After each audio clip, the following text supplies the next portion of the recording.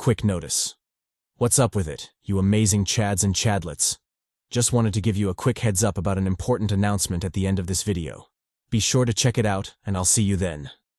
Anyway, on to the video. Jeong made his bold declaration as he started his intense stare-down with Bug. However, after seconds of quiet inaction, Dwayne finally had enough and asked what was wrong. Didn't he say he was him? Then why was he just standing there? Jeong replied that everything was good. It might not look like it, but his mind was currently big-braining this shit, so Dwayne shouldn't worry. But that aside, why was he so focused on his business? Shouldn't he be using this chance to recover instead? If he had the energy to cling so far up his ass, then surely he could spare some to recover, right? Choosing to ignore the meddling Dwayne, Jeong turned his focus back to Bug and himself. He might have sounded mad cocky, but in truth, he was also at his limit. After the severe thrashing Bug had blessed them with, his body was already on the brink of collapse, and any mishaps could spell their doom. If his final gamble didn't work out, then he might as well redeem that cheek-clapping coupon because they would be cooked. Luckily, things hadn't deteriorated to that point, so he still had some hope, although barely. Bug might have not realized this, but there were subtle differences in his bodily reactions when he attacked, and it was precisely these differences that he planned to exploit. Sure, it was a far-fetched plan, one more desperate than logical. But what else could he do? When facing off against a superior foe, even desperate gambles become valid tactics, provided you don't back down and give it your all. As for how things would turn out, why would he care about that when his only outcomes would be victory or death? In both cases, the crisis would be resolved, so why should he care? Bug noticed the slowly advancing Jeong and chuckled softly. Did the Chad really plan to face him on his own even after he'd proved he could clap them both as a tag team? Surely he couldn't be that crazy, right? Or maybe he'd discovered some sort of method to better level the playing field. In any case, it didn't matter to him because the duo would still be cooked.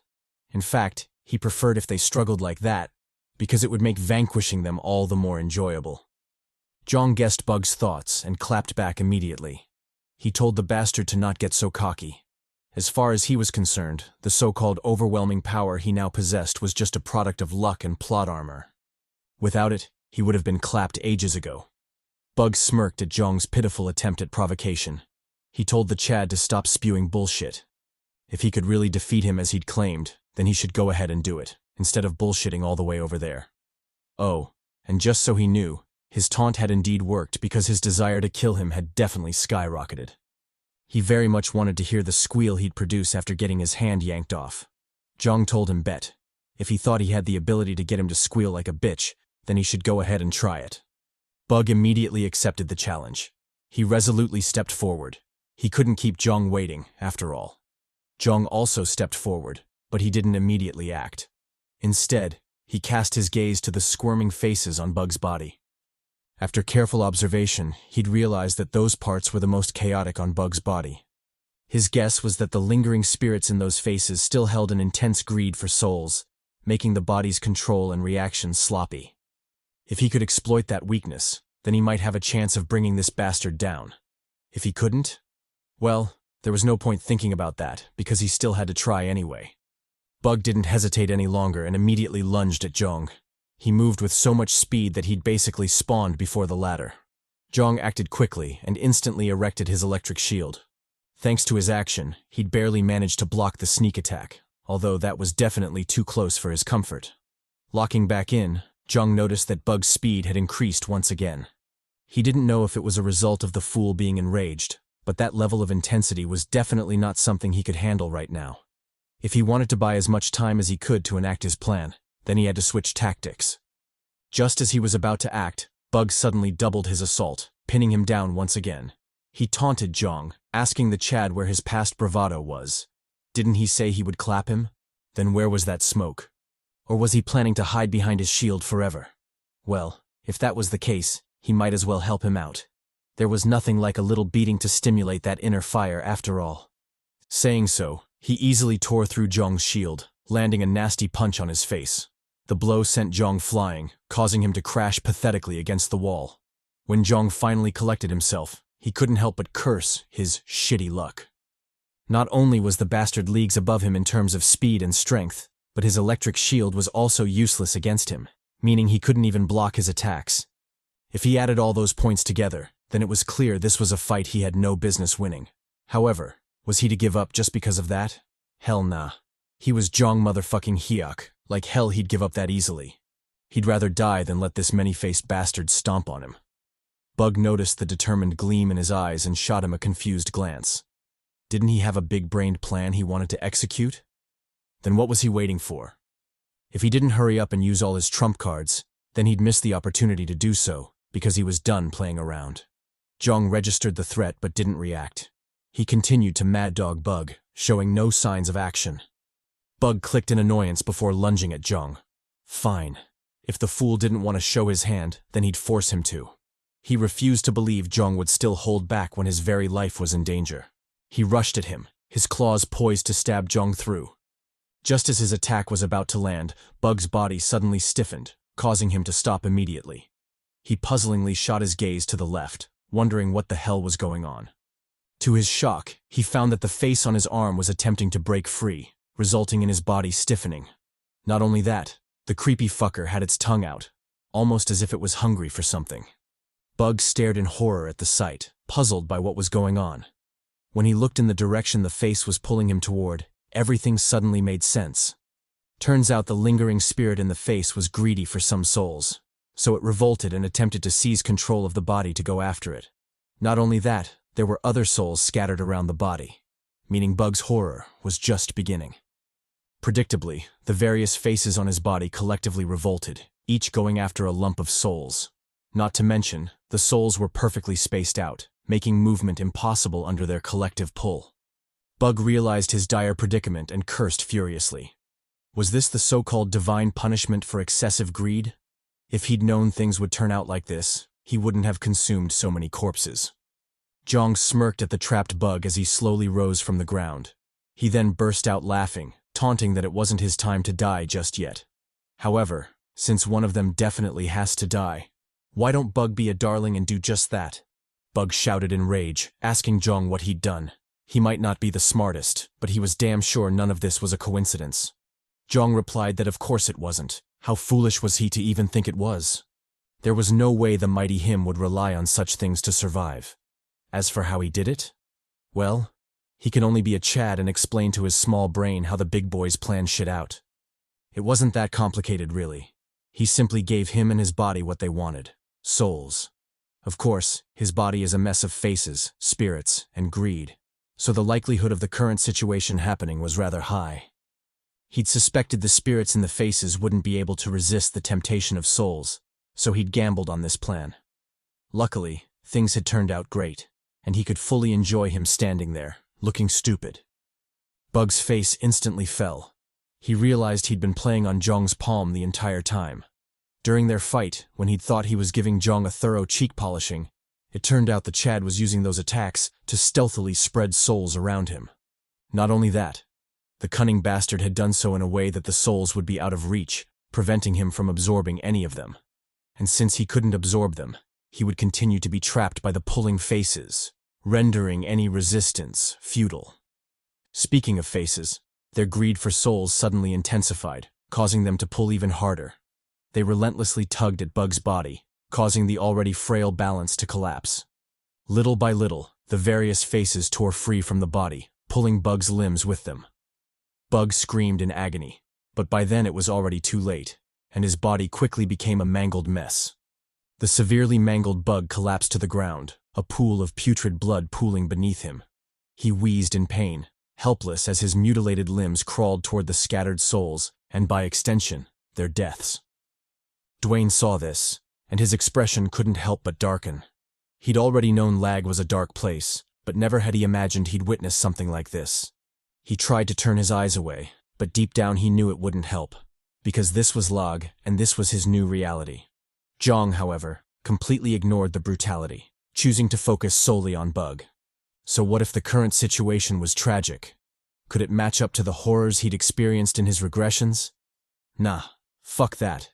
He'd rather focus on this Bug bastard because he still had a bone or two to pick with him. What was it he'd said to him a while back? Right. He wanted to hear the sound he'd make while dying. Well, the The same was true for him. He too wanted to hear the sound Bug would make while dying. Bug caught the smug smirk on Jeong's lips and roared in rage. He'd known he was a vindictive person, but to think this Jeong bastard was equally as vindictive, if not petty. He roared in anguish, making sure to vent all his pent-up emotions. Jeong looked at the screaming Bug and responded calmly. Nice, that's how it should be. After all the trouble he'd caused him, he should at least struggle like that before he meets his end. Oh, and in case he thinks Lag would save him again with another ass-pull power-up, or his many lives would kick in, he should forget about that. Lag isn't so generous as to save a scam like him twice. As for the multiple lives, they were all linked to the faces on his body, and since those faces have already left him, he now has just the one life, his own. In other words, he was cooked, and there was nothing he could do about it. Blood sputtered at the end of his speech, and a dying whimper followed, proving Jeong stood on business. The panel then zoomed in on our boy, showing just how he'd ended the fiend. Death by stabbing. Of course, since Jeong is still him, he had to make it more flashy, so he drove the blade through Bug's neck. All in all, the bastard was finally dead, and Jeong collected his soul just to make sure. Dwayne, who'd at some point regrouped with Jeong, sighed in relief as he stared at the mangled corpse. He quickly suppressed his instinct to spit on it and turned to Jeong instead. With a serious face, he told Jeong he was done with this room and wanted to leave as soon as possible. Jeong said bet. He too wanted to leave that shit as quickly as possible. The duo thus moved forward, arriving at the room's exit soon after. Not wasting any time, they decisively walked out, causing the door to B713 to shut with a bang. After their departure, the duo found themselves in another room, this one way emptier than the last. To the side was a merchant's room, the perfect place to restock and regroup. Jeong sighed in relief at the sight. At least they weren't forced into a fight upon their arrival. If things continued like that, then he might just be tempted to believe their shitty luck had finally changed for the better. Dwayne chuckled by the side, almost as if he'd sensed Jeong's naive thoughts. He then called out to him, informing him that the merchant's door wouldn't open. Jeong's lips twitched. He immediately closed in on the door, all whilst cursing Lag for being shitty. Damn it. Couldn't it at least allow a brief second of happiness? Damn. Luckily, things weren't as bad as Jeong had imagined, and the vendor's door wasn't truly locked. Turns out the door needed a special key to open it, and that key was the labyrinth key. Jeong cracked a slight smile at the notification. Labyrinth key? Well, he did have one of those, so the door should be like Alibaba and Open Sesame in this bitch. He immediately pulled out the key and used it to unlock the vendor's door. Dwayne caught a glimpse of the key and shot Jeong a curious glance. He'd imagined the key would be the biggest obstacle in the room, but who would have thought Jeong Papi had it on his person this entire time? Truly, he was him, and those nicknames weren't for show. Reining back his glazing, Dwayne asked Jeong where he'd procured the key. Jeong replied that it was a gift from the labyrinth boss. Well, technically, he did have to clap it all the way through Sunday. But yes, it could be considered a gift, especially with the miraculous effect the key had. Dwayne didn't pry further. Why should he, when he was benefiting for free? As for Jeong potentially clapping some unknown boss and getting a gift from it, why would he be surprised when the homie had been clapping mega cheeks ever since he'd known him? The only pity would be that the Chad's clapping only extended to monsters and never true maidens. If he had as much luck with the baddies as he did with the clapped bosses, then Jeong would truly be the honored one, and not the maidenless soul he currently was. Anyway, moving on from Dwayne's, or rather Not's, wild banter, the two Chads finally entered the room. Within it was a vendor, as you might have guessed, and also, surprisingly, medical pods.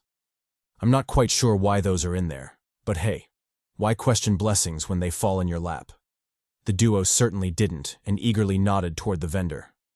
The vendor Chad responded to the nod, informing them that he was down for business. Jeong smiled in relief and quickly made his way to the Chad. However, halfway through the walk, he realized something was off. After meeting several vendors in this life and his past regression, he noticed that this vendor was odd. At first, he didn't understand why he got that feeling, but a little bit of reflection immediately gave him an answer.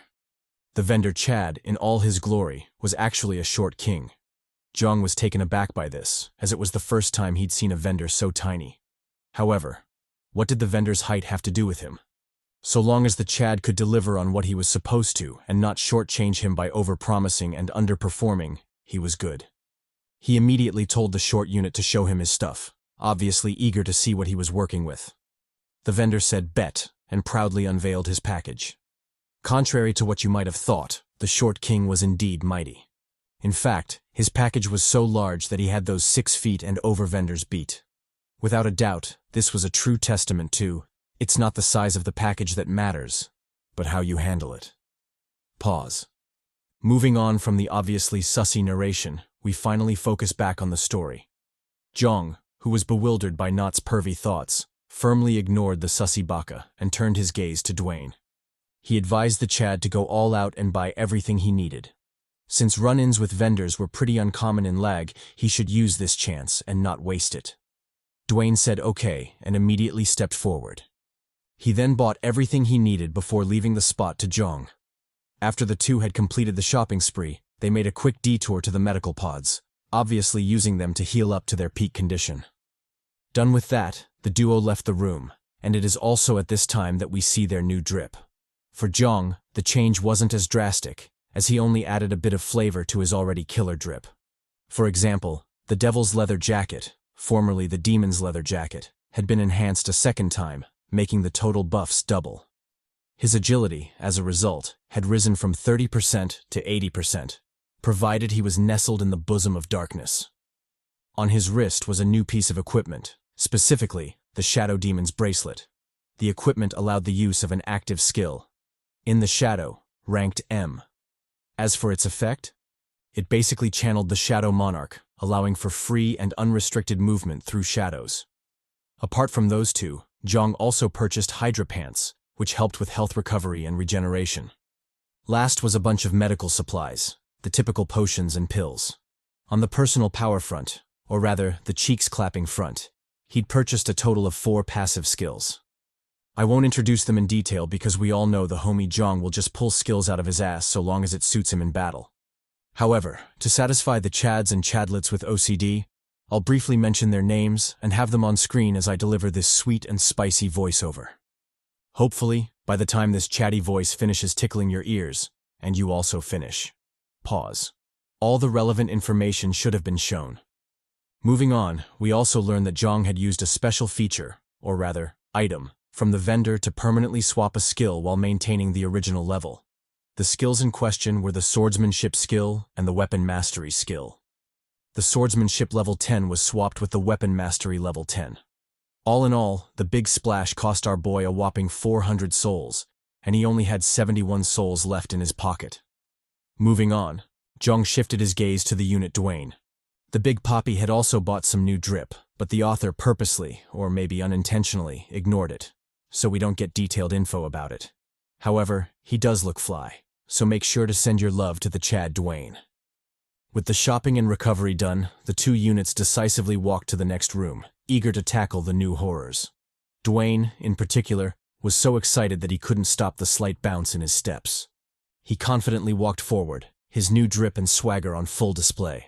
Jeong also felt confident and immediately led the way into the next room. What greeted them was a room covered in purple mist. The air in the room was both sultry and steamy, hinting at some debauchery going on. To the left and right of the hall were red-scented candles, which further added to the ambiance. As for the occupants of the room, well, let's just say they were rather occupied, clapping some literal cheeks. I know I joke about this a lot, but this time it's indeed true. Backs are genuinely being broken in this room. This Chad, for example, seems to have passed out, having completed a rather intense sesh. I'm not sure why he's drooling like that, but I can only assume the blonde baddie is a snatcher, so our boy probably got his soul snatched. To the side was another couple, all hot and steamy from the smash. Judging by how the maiden is laid out, we can assume our boy did his thing, and that back was properly cracked. Pause.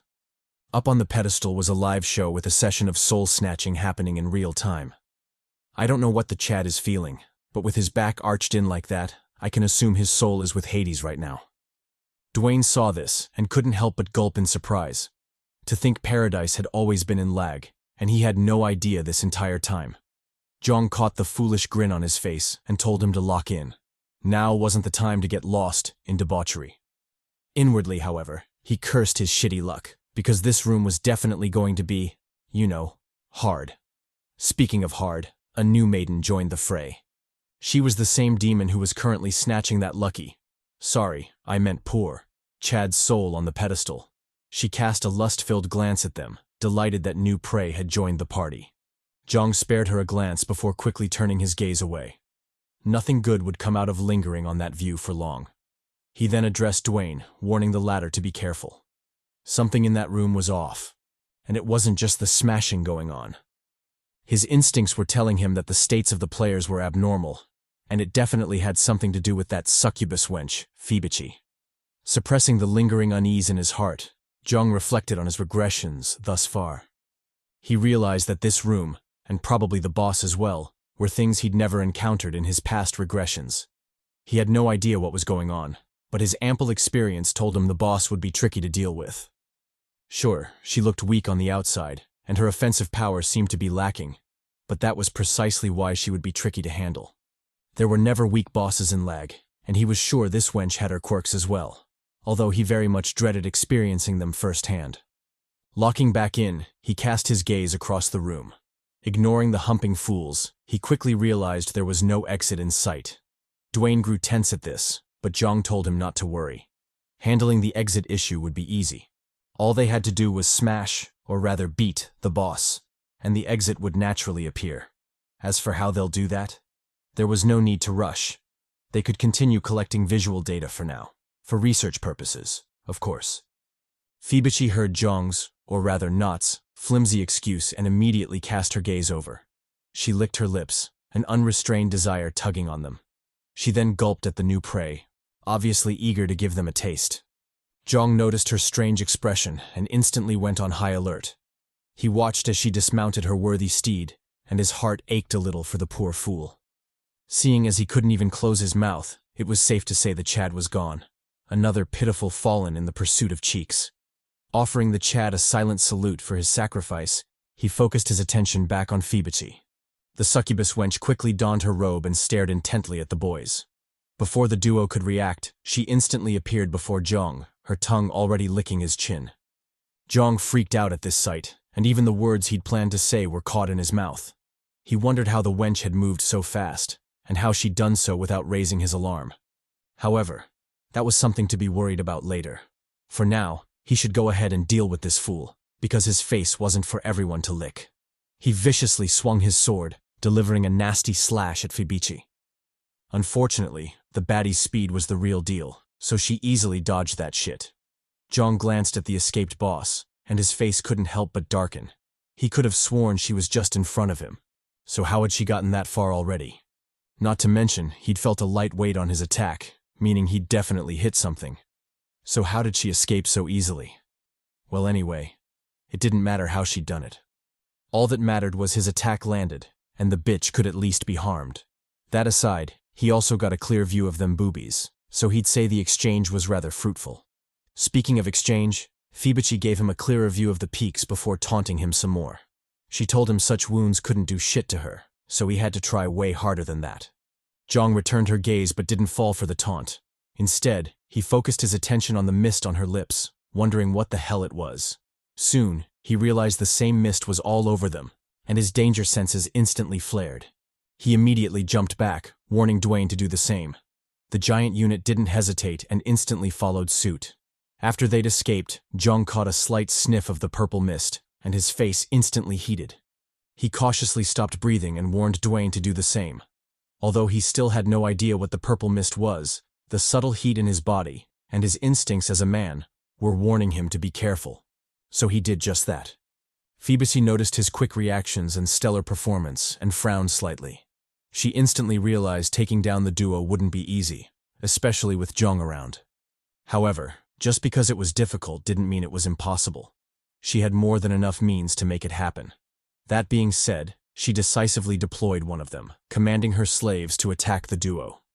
Jeong and Dwayne tensed up from the words, realizing it was bound to be a gruesome fight. They each picked a side of the room, with Dwayne handling the left and Jeong the right. As for Fibichi, she stayed back to watch the show, confident her depraved soldiers would handle the smoke. Jeong ignored her and locked in on the charging enemy. He'd initially thought this would be a tough battle, but judging by how the fool was charging at him recklessly, without even putting up his guard, he was compelled to reevaluate the situation.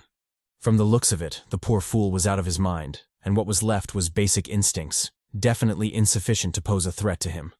He thus locked in, zapping the shit out of the bastard. Maybe it was because he was drained from the smash, but the fool went down surprisingly quickly, eliciting a soft sigh from Jeong. This was good, as he didn't want to fight a long battle anyway. However, if there was a point to frown over, it would be that the bastard didn't drop a soul. Jeong was certain the fool was dead, so what was going on? Was there something he was missing? Or was L.A.G back to its shenanigans again? As he was still mulling things over, a loud roar bellowed from the side, drawing his attention. He turned just in time to catch Dwayne delivering a savage punch, completely caving a bastard's face in. However, contrary to the congratulatory thumbs up he wanted to give the Chad, his face suddenly turned somber as Phoebus had launched a sneak attack on Dwayne. The cunning wench had bided her time, choosing the best moment to attack.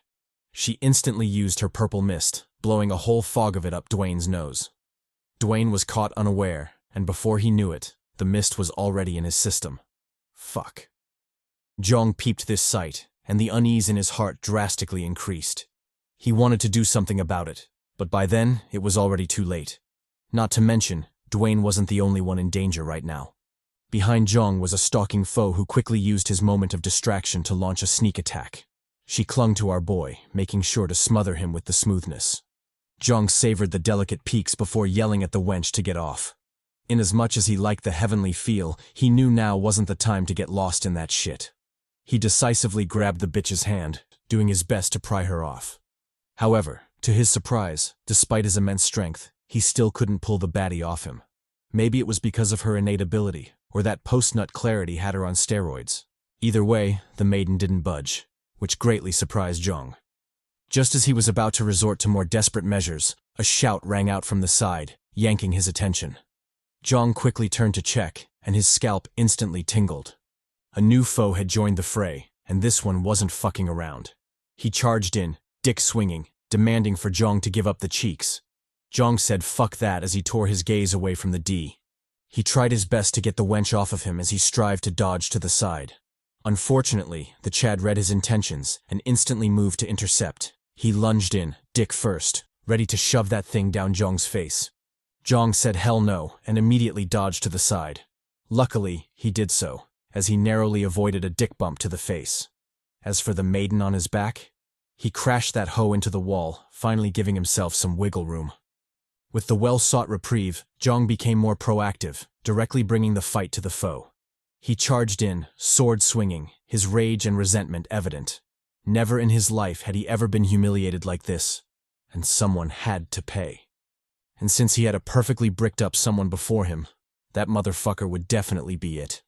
He drove his blade into his mouth, making sure he deep-throated that thing. When that wasn't enough, he twisted the blade a couple of times, showing his love and sincerity. Done with that, Jeong shifted his attention to the next prey on his list, the caked-up wench. He purposely left his back open, luring her to attack him. The baddie said, bet, and lunged at him immediately. She screamed at Jeong to play with her too since she was done watching the two have all the fun. Jeong's back itched at the comment, and he fiercely swung to decapitate this fool. What fun. What join in. Did she think the mighty him would have a choo-choo run on him? Nah, fuck that. He'd rather burn L.A.G to the ground than watch that happen.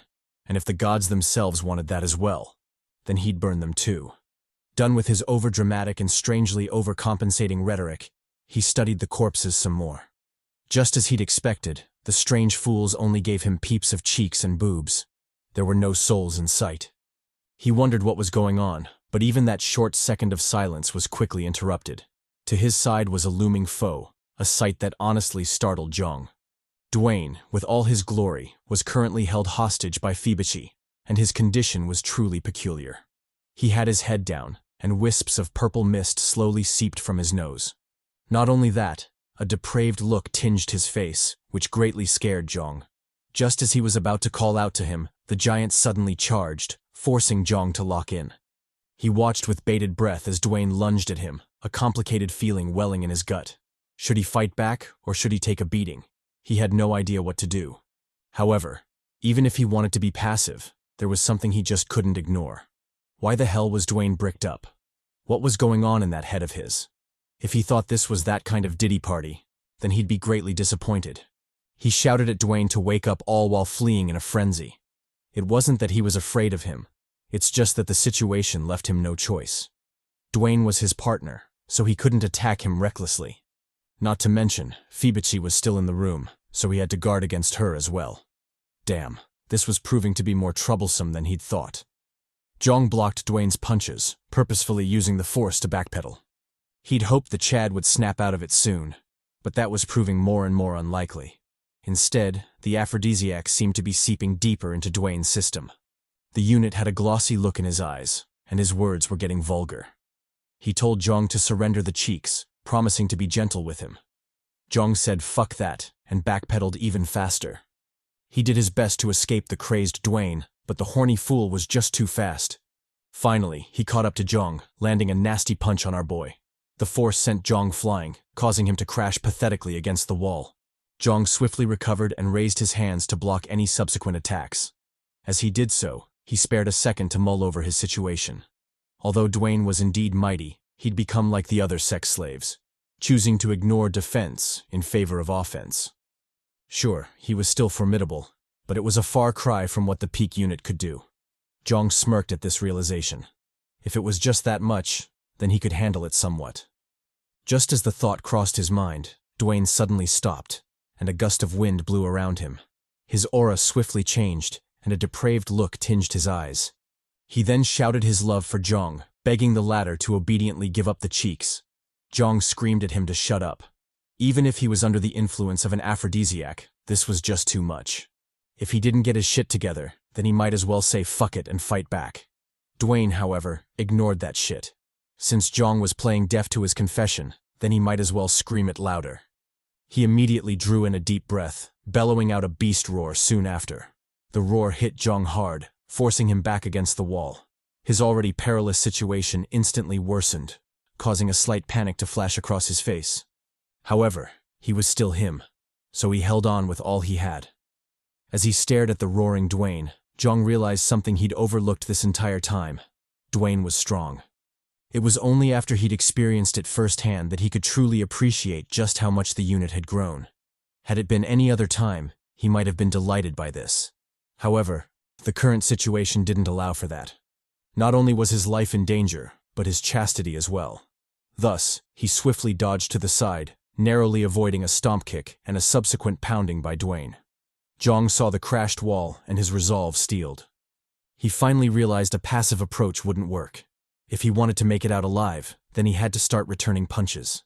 Thus, he savagely clocked Dwayne, sending the unit skidding into the distance. Dwayne felt the pain, but his horny ass easily ignored it. What was a mere pain when he hadn't shown Jeong his sweet loving? He decisively lunged back, his depravity intensifying by a nudge. Jeong's mood sank at this sight. Did the Chad really not tire? Or was the aphrodisiac mixed with that Colombian sauce? In any case, things weren't looking good, and he desperately needed a plan. Just as he was contemplating his next step, a sultry voice whispered from behind him, causing his back to stiffen.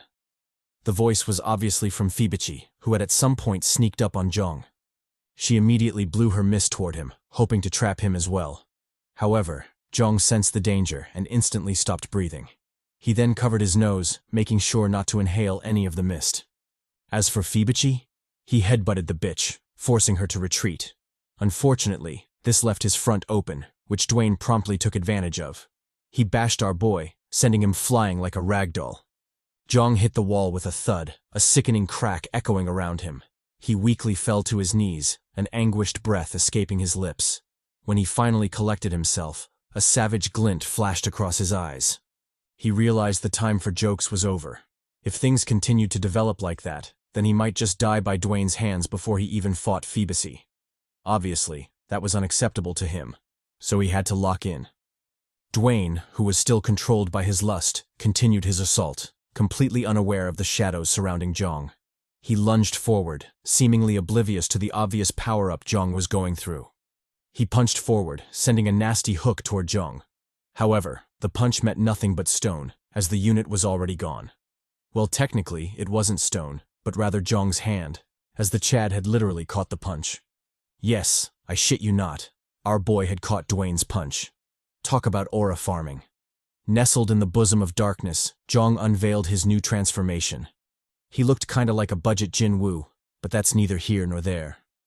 In any case, his aura in this new form was enough to make Dwayne pause, which in turn gave him an opening to counterattack. He warned Dwayne to snap out of it because he was done fucking around. He'd come too far to fall in a place like this, and in such a pathetic way. If the Chad didn't wake up now, he'd have no choice but to kill him. Fibichi heard Jeong's warning and chuckled slightly. Kill him? Did he truly have it in him to do so? Regardless, he was right about something. And that was it was time to end that shit. Sure, she would have loved to play with him further, but he was just too damn troublesome, so it was best if they ended it there. However, he shouldn't be sad because she had the best parting gift for him. Behind her was a veiled silhouette, probably the so-called gift. Jeong glared at her and said, "Cool." Since he'd decided to clap mega cheeks, it didn't matter to him whether it was 2 or 3. Phoebus should bring out all her slaves because he was about to run a train in this bitch. Jeong contemplated his options before settling on a path. Inasmuch as he wanted to embark on that train, he knew his immediate priority lay elsewhere. More specifically with Dwayne.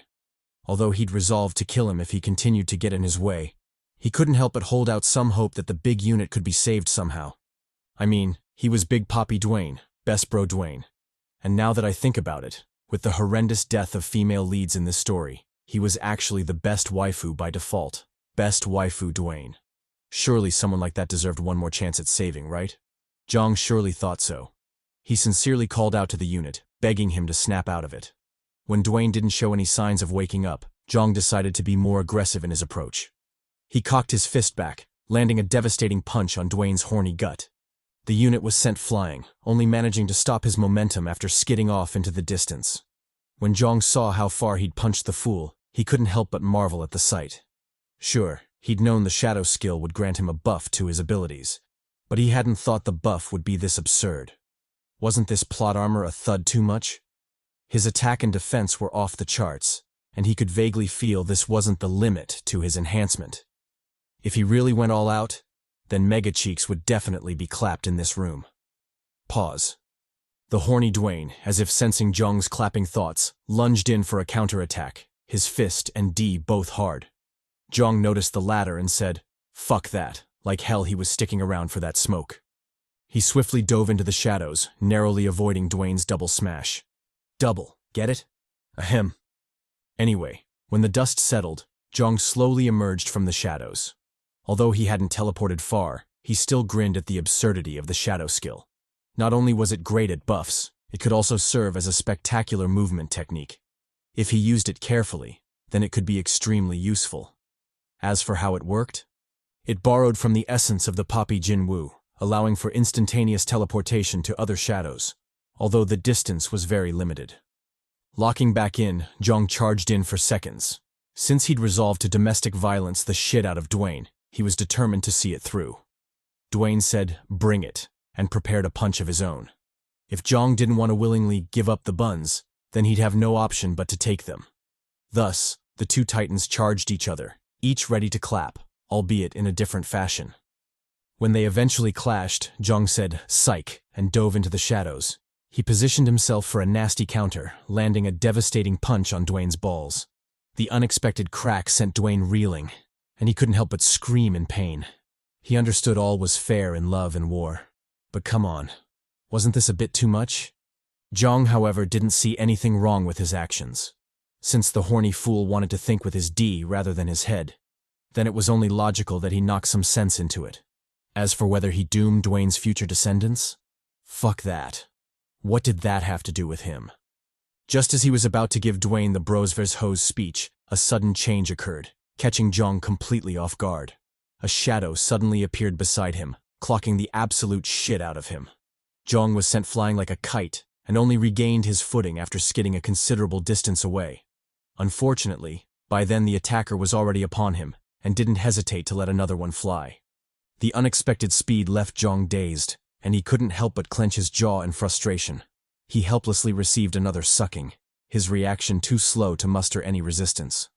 When the attacker saw the stumbling Jeong, he decisively lunged in for another attack. He confidently swung his leg forward, not forgetting to flash our boy in the process. Jeong said, "Fuck that," and swiftly dove into the shadows. He didn't know what was up with the attackers today, but he really didn't want any part of that shit. If their attacks continued to have D's in them, then he might as well say, "Deuces," and leave this room. Luckily, things hadn't deteriorated to that point, so Jeong stayed put for now.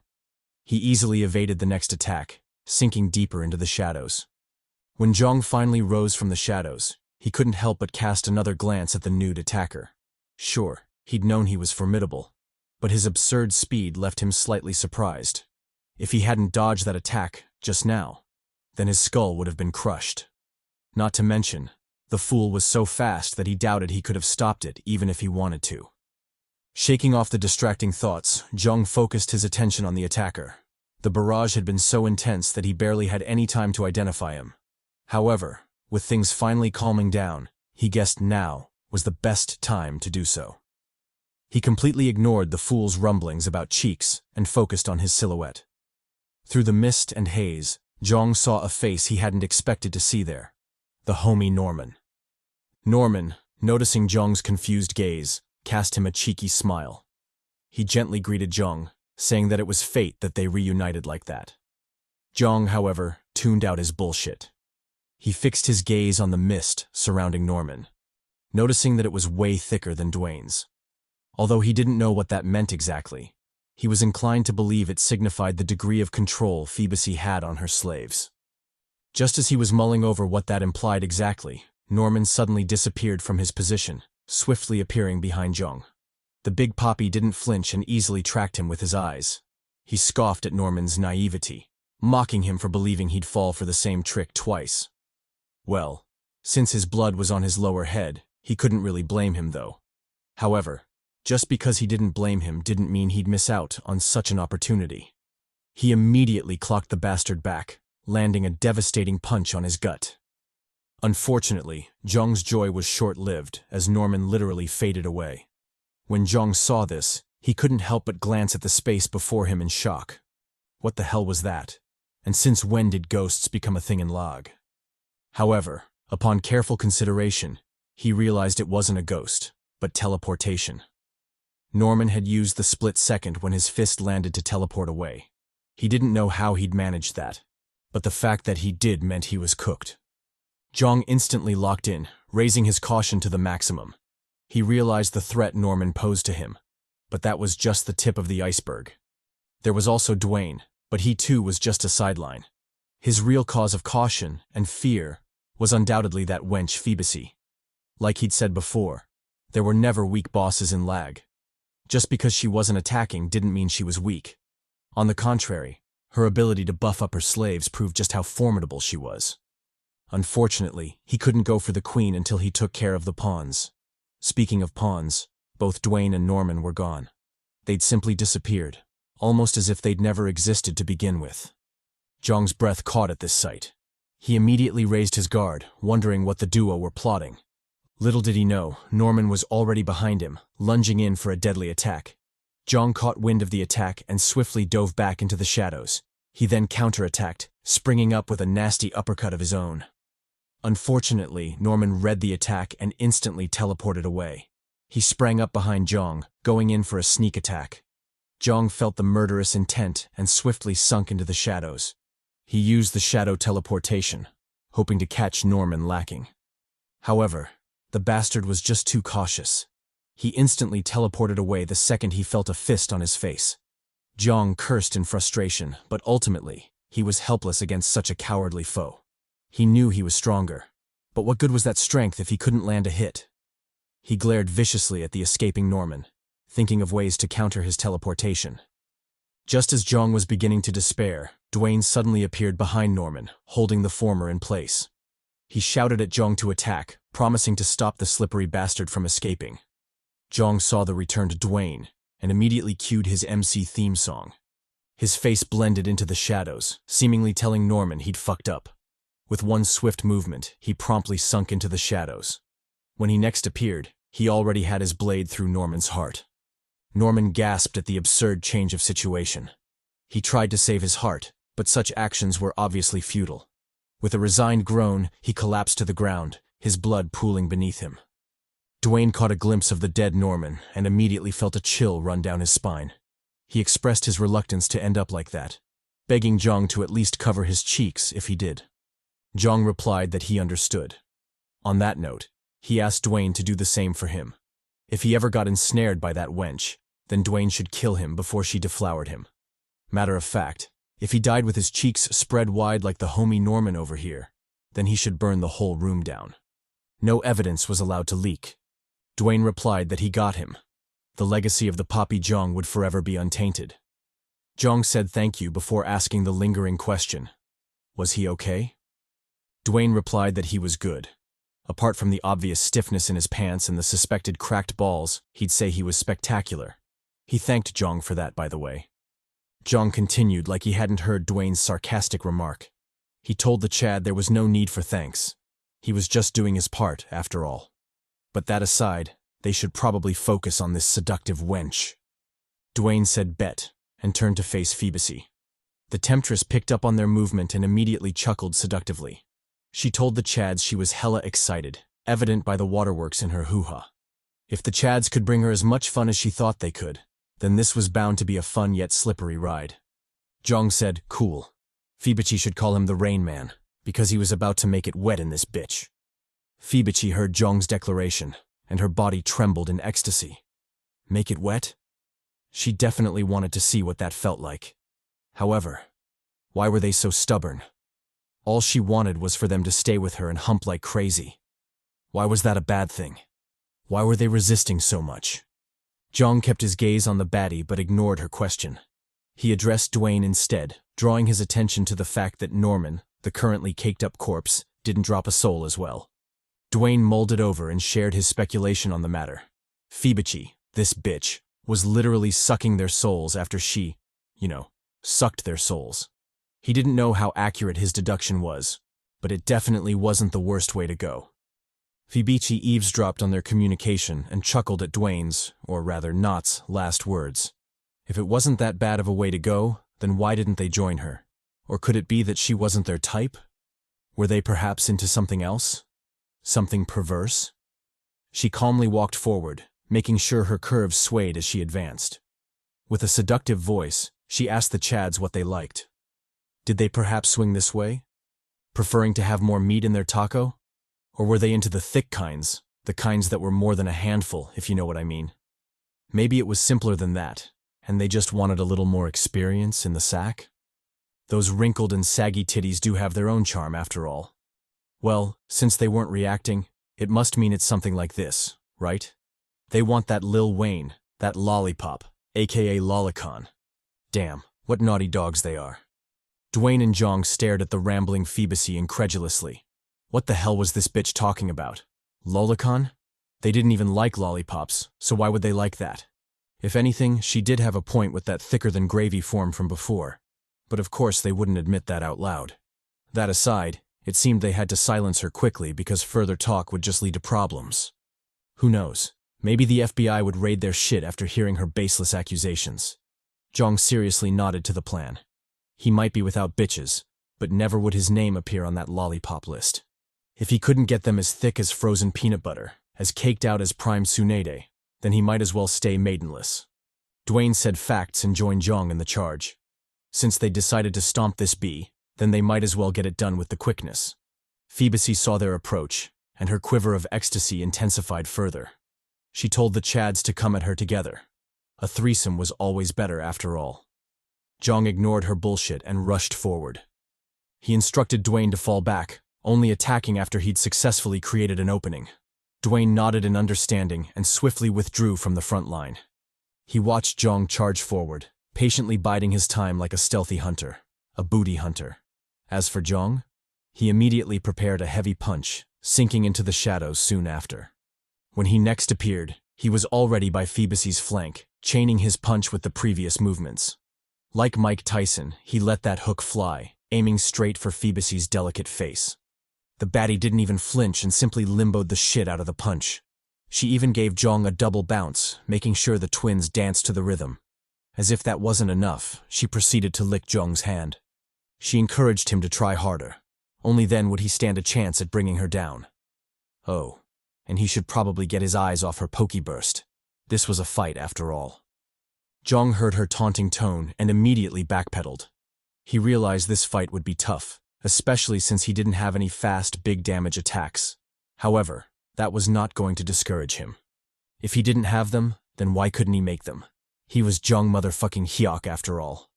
Brimming with newfound confidence, Jeong conjured another ability out of his ass. He then swung at Fibichi, landing a nasty hit on her gut. The maiden tanked that shit, although her inner organs were damaged. She ignored the pain and giggled sheepishly at Jeong. This wasn't what she meant when she said she wanted her guts rearranged. Surely he understood that, right? Jeong glared at the maiden, but didn't respond to her tease. He instead focused on his attack and its damage.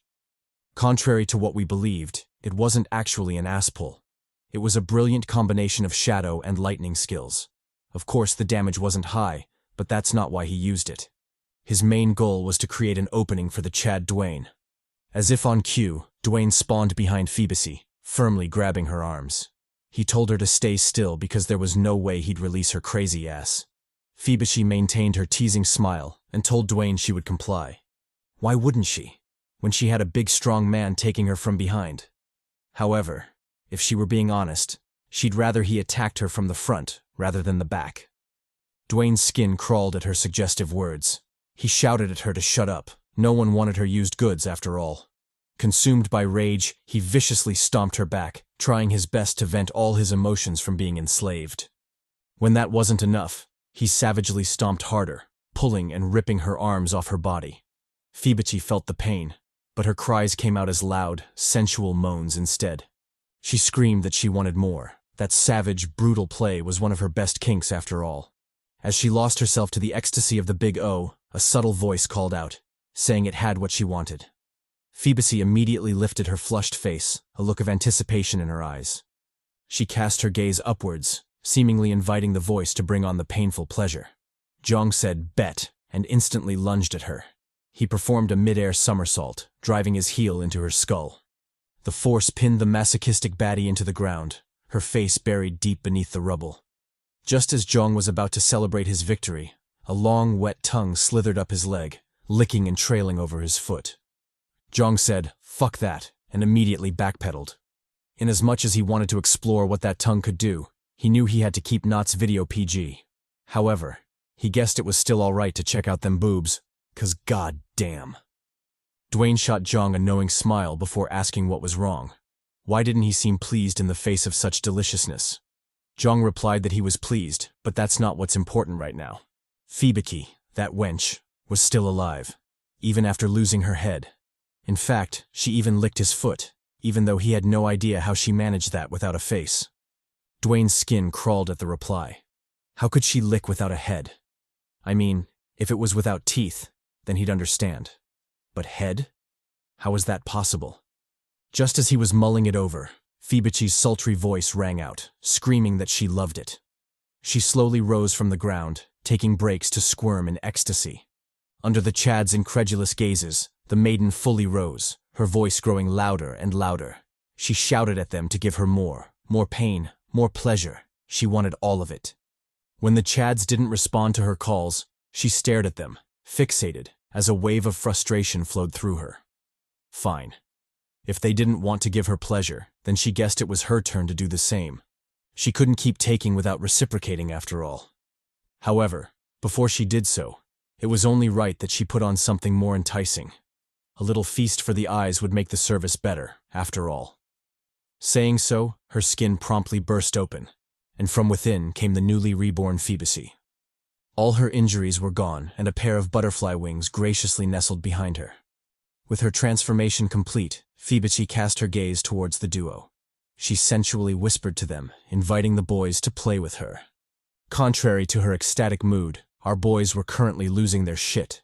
Dwayne, in particular, was flabbergasted as he gawked at her wings. Since when did this wench become a flying wench? It made no sense. Jeong, on the other hand, was more worried about her recovery. The metamorphosis had not only healed her injuries, but also restored her clothing. If it was that thorough, then there was no way it could only be used once. Fuck. This was starting to be a drag. Fibichi, clearly oblivious to their thoughts, dove in for a sweep attack, officially beginning the hunting game. The Chads scrambled to dodge, barely getting out of the way on time. They then turned their gazes to the flying beauty, shocked by how fast she was. Fibichi noticed their tense expressions and chuckled slightly. What? Were they scared already? They shouldn't be, because she still had a lot of fun to have with them. Jeong glared at the maiden and, like many times before, ignored her taunts. He focused on her speed and the subtle change in the smell around them. Sure, he wasn't certain about the latter, but his ample experience in L.A.G warned him to be careful nonetheless. Just as he was thinking of ways to counter Phoebus's ludicrous speed, Dwayne suddenly called out to him, saying that his arm was itchy. Jeong turned to check and was shocked to see a bone sticking out of Dwayne's arm. The duo immediately grew tense because neither of them had seen it happen. In fact, if it wasn't for the weird itchiness, they wouldn't have found out at all. Jeong glanced at the broken bone and cautiously sniffed the air. He already had a suspicion about what was going on, but he had to tend to Dwayne first. With a concerned gaze, he called out to the unit, asking if he was okay. Dwayne didn't reply, but the painful grunts were more than enough to answer Jeong's question. Jeong cast a furious glare at Fibichi. This bitch, she couldn't have done what he was thinking, right? Surely she couldn't have done something so ridiculous, right? If so, then damn, they really were cooked. Dwayne picked up on Jeong's worry and flicked his gaze toward him. He wanted to ask what was wrong, but before he could, the throbbing in his arm intensified, forcing his gaze away. Jeong noticed this and hurried to his side. He worriedly asked Dwayne if he was all right and why he was suddenly whining like a bitch. Dwayne replied that he wasn't sure, but for some reason, an explosion suddenly went off in his arm. Jeong looked at him incredulously. An explosion? Out of nowhere at that? It seemed his speculation was true then. This bitch really went and did it, didn't she? He cast a resentful glare at Fibichi, his frustration evident. Ignoring the flying wench for now, Jeong shifted his gaze to his arm. Just as he'd expected, there were fine purple particles floating around it. These were the cause of the explosions just now. Little explosive dust shed by Fibici. She cast them during her flight, making her own version of pixie landmines. Jeong frowned at this sight, clearly frustrated by how things were developing. They not only had to look out for the incredibly fast Fibici, but also actively avoid the mines in the air. Damn, things sure were getting troublesome. Just as he was racking his brain for a solution, the dust on his arm suddenly exploded, ripping open a wound. Jeong snapped out of his thoughts and immediately backpedaled. He shouted at Dwayne to do the same, warning him to be extra careful of the purple dust. Dwayne didn't hesitate and backed away instantly. He shot Jeong a puzzled glance, clearly seeking an explanation. Jeong didn't hide anything and shared his speculations. He told Dwayne about the pixie dust and how he suspected they were the cause of the explosions. For now, his belief was that they penetrated the skin and exploded upon contact with their blood. Dwayne visibly paled at that revelation. A whole room full of microbombs. How the hell were they supposed to avoid that? Jeong thought about it, but he couldn't come up with a definite plan. His best bet was to actively avoid the dust, but obviously, that was easier said than done. If they couldn't even see the little bastards, then how were they supposed to avoid them? Damn it, why was everything going to shit all of a sudden? As he was still cursing their shitty luck, Fibichi's sultry voice rang out, asking if they'd forgotten about her. She quickly dove at them, forcing the duo to dodge. Although they managed to avoid the main charge, there was still the issue of the dust. Just as they'd expected, small explosions tore at their bodies, ripping open wounds. Jeong noticed this and cursed even more. This bitch, why was she so damn fast? And if she was already that fast, how were they supposed to avoid the dust? Wasn't this asking for too much? For a split second, he considered smashing her like she wanted. Maybe that would finally get her to come down. However, after mulling it over, he decided against it.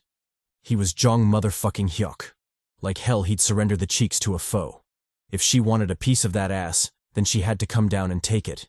No diddy, of course. Locking back in, Jeong shouted his instructions to Dwayne. He told the Chad to split up because staying together would only put them in danger. Dwayne agreed and ran in the opposite direction. He didn't even hesitate because he knew this was the best solution. Fibichi, however, stared at them with a look of interest. She had a teasing smile on her lips, almost as if she was enjoying a show. Fine. Things were better this way. If the duo wanted to amuse her with a game of hide-and-seek, then she'd definitely oblige.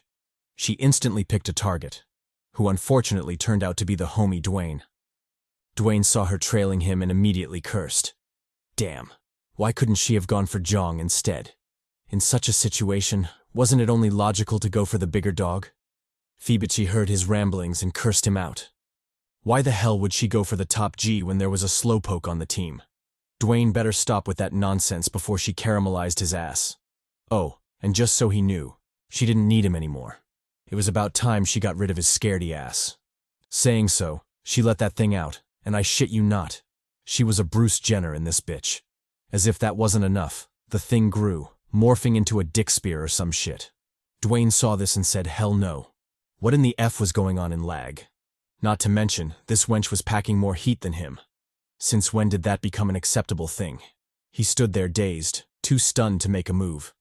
Jeong spawned beside him and kicked him out of the way. He yelled at Dwayne to focus. Didn't he see that big dong of destruction? If he continued to space out like that, then he wouldn't be there to save him from the next smash. Pause. Fibichi paused midair and let that thing hang. She told Jeong to stay out of it unless he wanted a piece of her schlong too. Jeong gulped and said, hell no. Who in their right mind would want something like that? In fact, he was beginning to doubt the author, because what in the fuck was going on? Fibichi chuckled, then glared at him. Fine. If he really insisted on interfering, then she had no choice but to stroke him down. He shouldn't blame her though, because he came looking for this pipe on his own. Jeong said bet and braced for her charge. However, halfway through her attack, he couldn't help but sweat and worry. Was it just him, or was this wench much faster than before? Not to mention, that schlong was really weighing down on his psyche. Why the hell was it so large? His bravado instantly crumbled, and he didn't hesitate to hide in the shadows. When he next appeared, he realized he'd messed up and had fallen right into Fibichi's trap. The wench was never after him. Her real target had been Dwayne all along. She'd anticipated he'd hide in the shadows, giving her direct access to Dwayne. Jeong cursed at his oversight, but by then it was already too late. Fibichi was already on Dwayne, and there was nothing he could do about it. Dwayne also noticed this and stopped fleeing. Since he couldn't get back up, he might as well make his last stand. He shouted at Fibichi to come at him. He'd rather die on his feet than be poked in the back. Pause. Fibichi grinned, then sped up. She rammed into the unit, her gigantic schlong poking out from the back. Dwayne was flung by the momentum, crashing heavily into the pedestal. He immediately recovered, checking his body for any signs of the obvious. Luckily, he found none, meaning he'd avoided the schlong in time. But damn, that sure was a close call. Fibichi noticed Dwayne's current position, and her face visibly tensed. She shouted at him to get out of there, otherwise she'd kill him. This intense reaction drew Jeong's attention. He wondered why she was reacting like that, especially after maintaining her cool throughout the fight. No matter what they did to her, she always maintained her calm. So why was she acting out now? Did it have something to do with the pedestal? She did tell Dwayne to get out of there, after all. Observing it keenly, Jeong realized it wasn't a pedestal, but a coffin. And for whatever reason, this coffin was making the wench very uneasy. Trusting in his instincts, Jeong shouted at Dwayne to open the coffin. He didn't know what lay within, but so long as it made Fibichi restless, then it was something they could use. Fibichi heard Jeong's shout, and her face tensed even more. She charged at Dwayne, screaming at him to leave the coffin alone. Of course, Dwayne didn't listen. He obediently opened the coffin, finding a little girl inside. Dwayne stared at the girl in shock.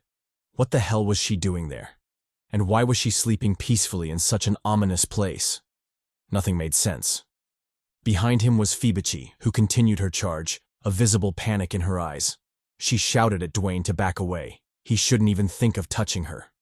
Jeong picked up on Fibichi's panic, and all the puzzles finally fit together. This little girl, whoever she was the true body of Fibichi. The version they'd been fighting was nothing but a shell, a disposable pawn she could discard at any time. No wonder she could tank their attacks and didn't seem bothered no matter how much they wounded her. She knew her true body was safe, so why would she worry about a clone? When he came to that conclusion, Jeong immediately sprang into action. He screamed at Dwayne to kill her, informing him that that was the true body. Dwayne agreed, and immediately cocked his hand back. He prepared his strongest attack, aiming to finish her in one go. However, when he looked at her young face, he couldn't help but falter. Was this really the right move? No matter how he looked at it, she was a child, and he couldn't bring himself to harm her.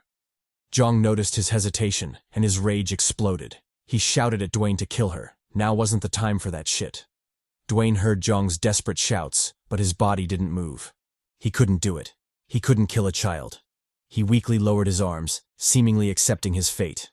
Behind him was Fibichi, who finally caught up to him. She charged at him with fury, her dick spear raised for the stab. Jeong's desperation thickened at the sight. He yelled like a rabid dog, telling Dwayne to kill her. Damn it. Why was he even hesitating? Didn't he know how dire the situation was? Why would he pick such a time to grow a conscience? Fuck. To fully understand why Dwayne was hesitating, we take a quick trip down memory lane. He, like most gigapoppies, had a family, parents, and a younger sibling. After the passing of his parents, his only family in the world was his younger sister, who of course required him to step up. However, the Dwayne from back then wasn't the same unit we currently know. He was a no-good bastard who could only be referred to as a waste of space. He neglected his sister, ignored his responsibilities, and didn't even bother to put in the effort expected of him. Eventually, and predictably, something happened. And of course, Dwayne wasn't there to protect his sister. She passed away, leaving Dwayne alone in this world. Well, he did have his unending guilt, but that was nowhere near enough to fill the bottomless pit of loneliness and despair her passing had created. Now, back to the present. When Dwayne saw the helpless little girl lying in the coffin, he couldn't bring himself to harm her. No matter how he tried to rationalize it, his body refused to move, seemingly expressing the unwillingness in his heart. Sure, it was foolish, and deep down he knew she was nothing but a monster. But when have emotions ever been rational? It is within human nature to be swept up in our feelings and end up doing some dumb shit. Thus, when he looked at that young face, Dwayne already knew he'd lost. He couldn't kill her, even though he knew not doing so would doom them both. Unfortunately, Phoebus wasn't magnanimous enough to spare him in lieu of his momentary weakness. She proceeded with the attack, inching closer and closer to Dwayne. Jeong, who was already losing his shit at this point, shouted even louder, warning Dwayne to be careful. He screamed at him to take cover, to protect himself even if he couldn't kill the girl. Obviously, Dwayne didn't hear any of that, further intensifying the worry in his heart. He just stood there, motionless, almost as if he'd given up on life. Jeong saw this, and the anger in his heart flared. Fine. If he didn't want to save himself, then he'd have no choice but to save him himself. He shot forward swiftly, making sure to take the biggest gamble since the regression. Official unlock, Gate 4 open. Buffed by the tremendous power boost, Jeong launched forward like a rocket, cracking the very floor beneath him. He swiftly caught up to the attacking Fibichi, yeeting the bricked-up bitch to the side. With that done, Jeong didn't hesitate to deactivate the fourth door. Although he'd only used it for a split second, the recoil was still tremendous, leaving Jeong on the brink of death. He silently cursed to himself, vowing not to make such a gamble a second time. Done with the justified self-reproach, Jeong studied his body, curious to assess the extent of his injuries. He was shocked to learn that things were way worse than he'd initially imagined. Not only was his body severely battered, but his stamina was also non-existent, preventing him from using the shadow skill. For all intents and purposes, he was already a spent force. A helpless lamb free for the slaughter. Obviously, Fibichi wouldn't let go of such an opportunity. She sprang forward immediately, grabbing Jeong by the throat. Jeong too didn't go down without a fight. Since he couldn't do anything to the avatar, he directly switched his target to the real body. Using the extendable bone blade, he stabbed at the latter, aiming for a direct kill shot. Unfortunately, Lady Luck wasn't on his side this time, and his stab fell short by a mere inch.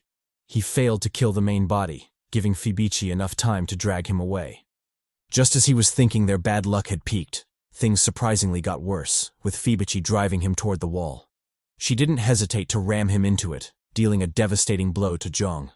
Capitalizing on his momentary stun from the damage, she rushed in for a bite attack, seeking to put an end to our boy.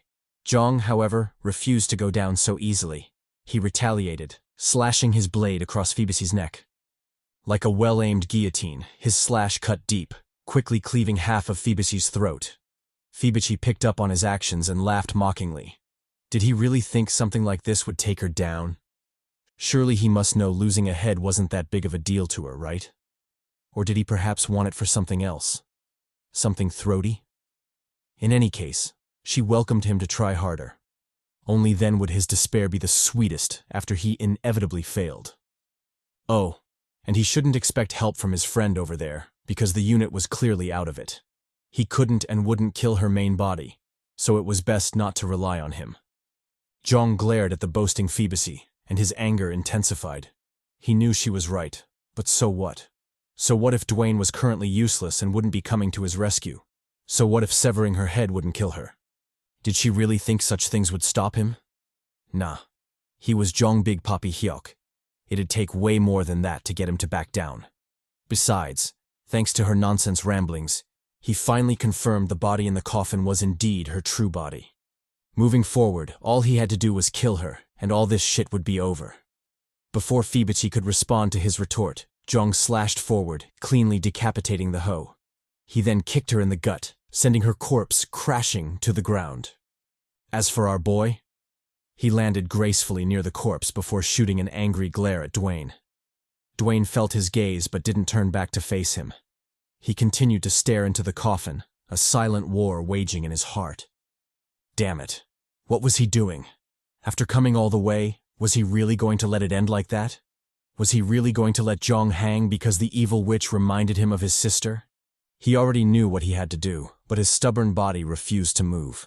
No matter how he tried to convince himself, his heart didn't budge, leaving him rooted in place. After minutes of quiet reflection, Dwayne harshly criticized himself, almost bursting into a reproachful chuckle. Truly, what was he doing? Did he really think sparing this witch, and consequently putting his best mate in danger, counted as atonement for his actions against his sister?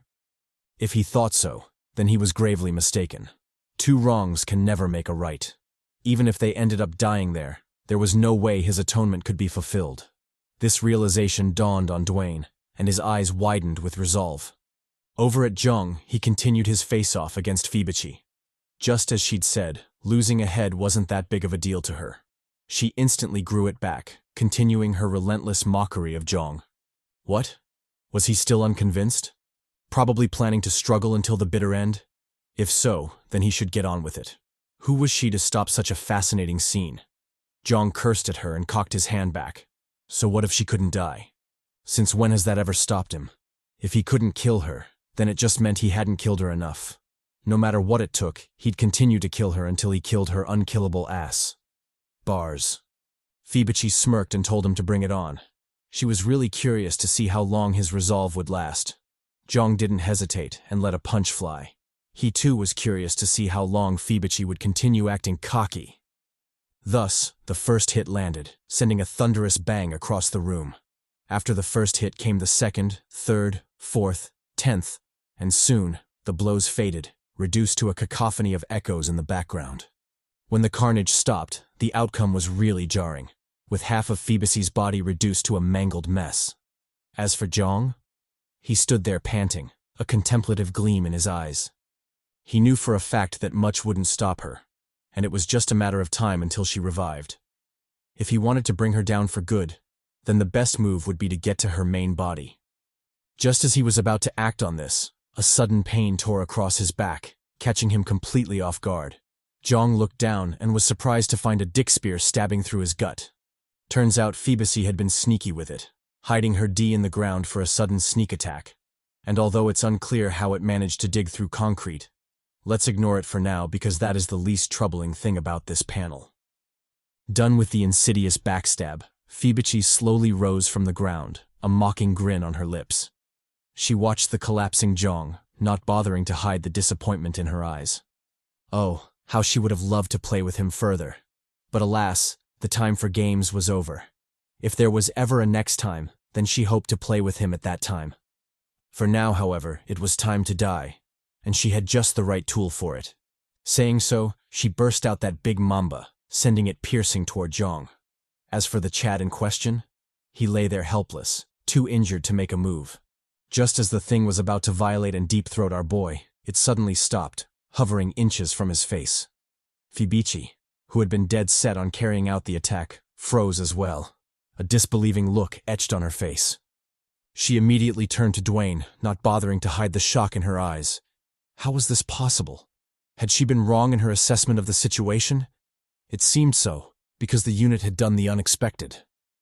Dwayne had broken through his trauma and finished off the main body. In fact, the move was so final that even her soul came out for the taking. Phoebus glanced at the trembling Dwayne and sighed softly. Who would have thought the unit would actually go through with it? It sure was a shame that she couldn't play some more. But hey, at least she got to bone Jeong. Her silhouette slowly faded, leaving behind her last sigh of resignation. Damn, it sure was a shame. Jeong, who had narrowly escaped death, promptly passed out, his wounds finally taking a toll on him. He was out like a light, only regaining consciousness after a significant amount of time had passed. When he did, the first thing he saw was the anxious Dwayne calling out to him. The unit was completely frantic, tears threatening to stream down his face. Jeong saw and immediately mocked Dwayne. If he'd known the first face he'd see after waking up would be his ugly mug, then he wouldn't have opened his eyes. Dwayne should at least have a baddie with him next time. Otherwise, he might as well die. Dwayne heard Jeong's diss and chuckled slightly. This was good. So long as he could joke like that, it meant he was fine. And that was more than enough for him. Jeong returned the smile and asked about Fibichi. Was she dead? Dwayne replied that she was. After he'd killed the main body, the avatar followed suit, fading away like a puff of smoke. He didn't know how it worked exactly, but so long as she was dead, he couldn't care less. Jeong accepted the outcome before asking about himself. How was he still alive? He could have sworn his injuries were definitely lethal. Dwayne replied that it was tough, but he managed to pry him from the clutches of death. The process mainly involved feeding him a shit ton of recovery potion, but at least he got to keep his life. Jeong sighed before thanking him. He'd really been lucky this time. If it wasn't for his help, then he might have really died there.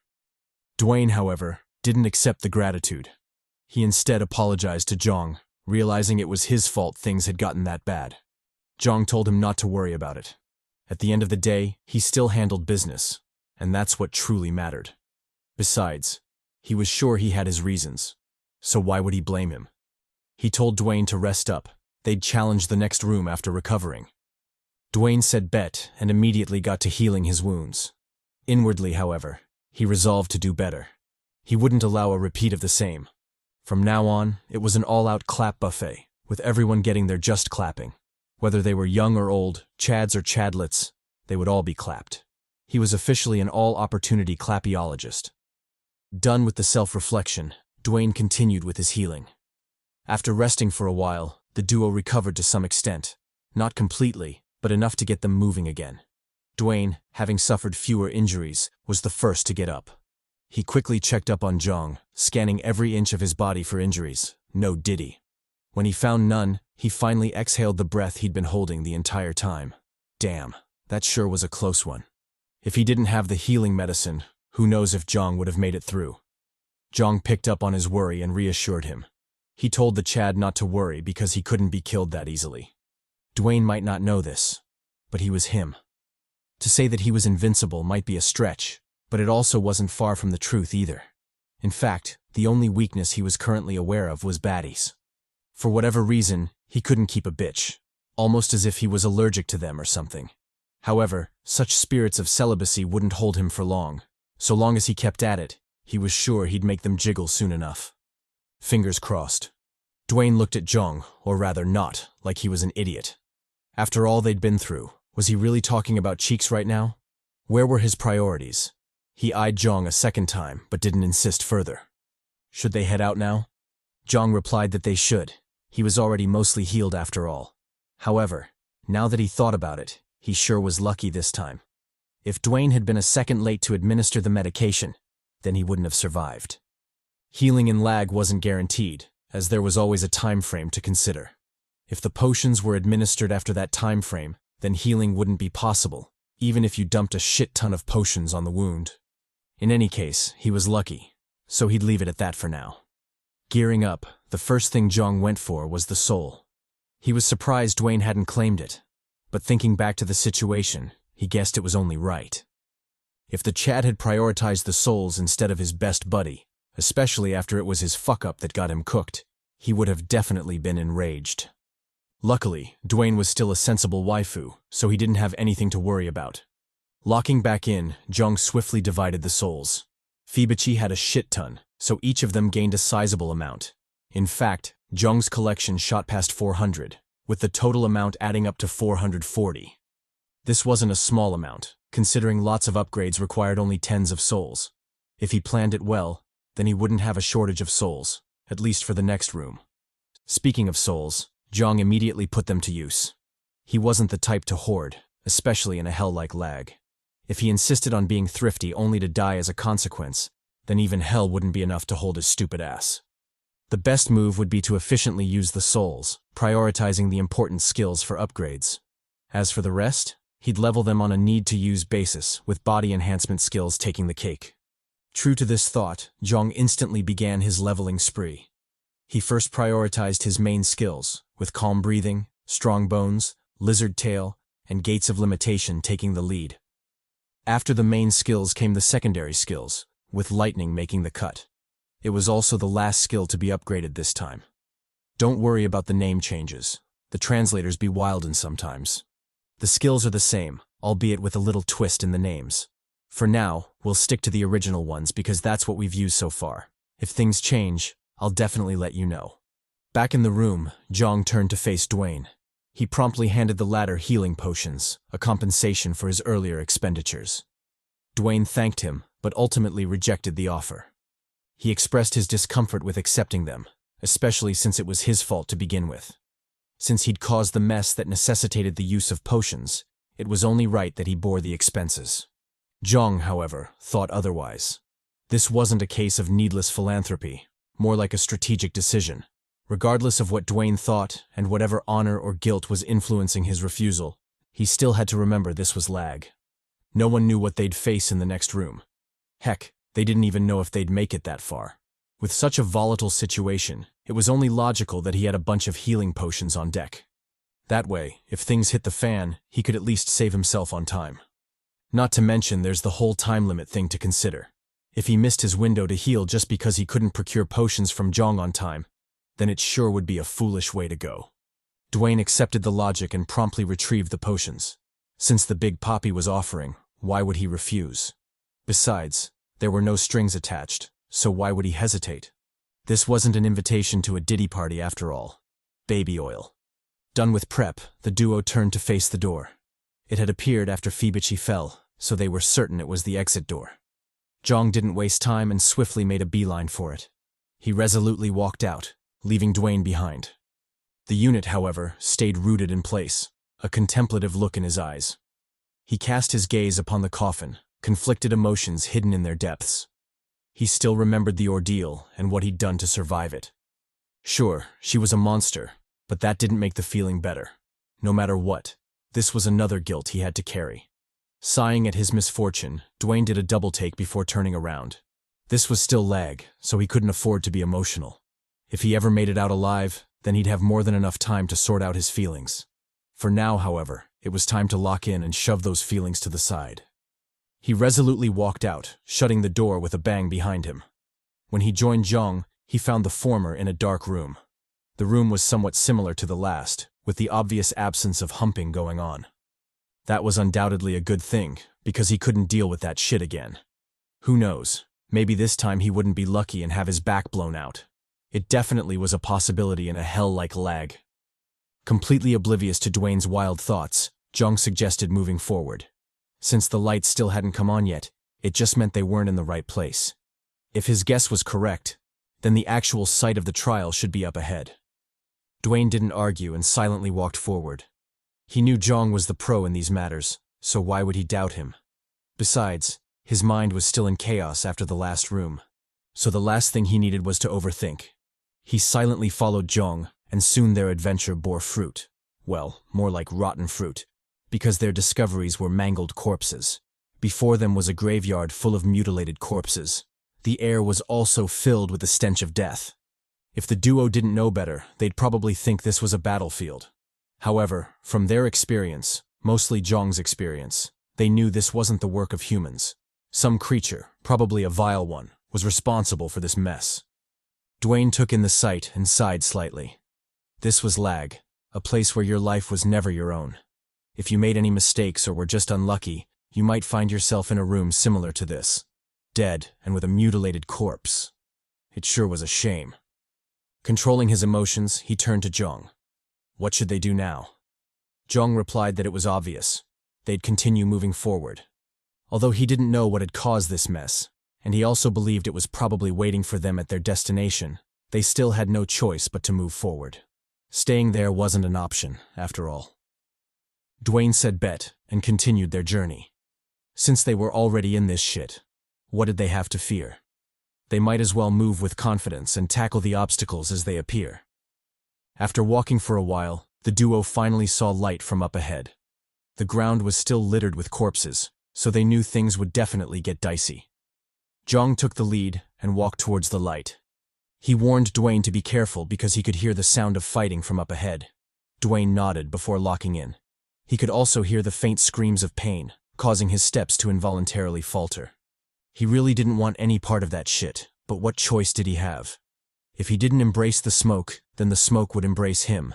And since that was the case, he might as well go hard.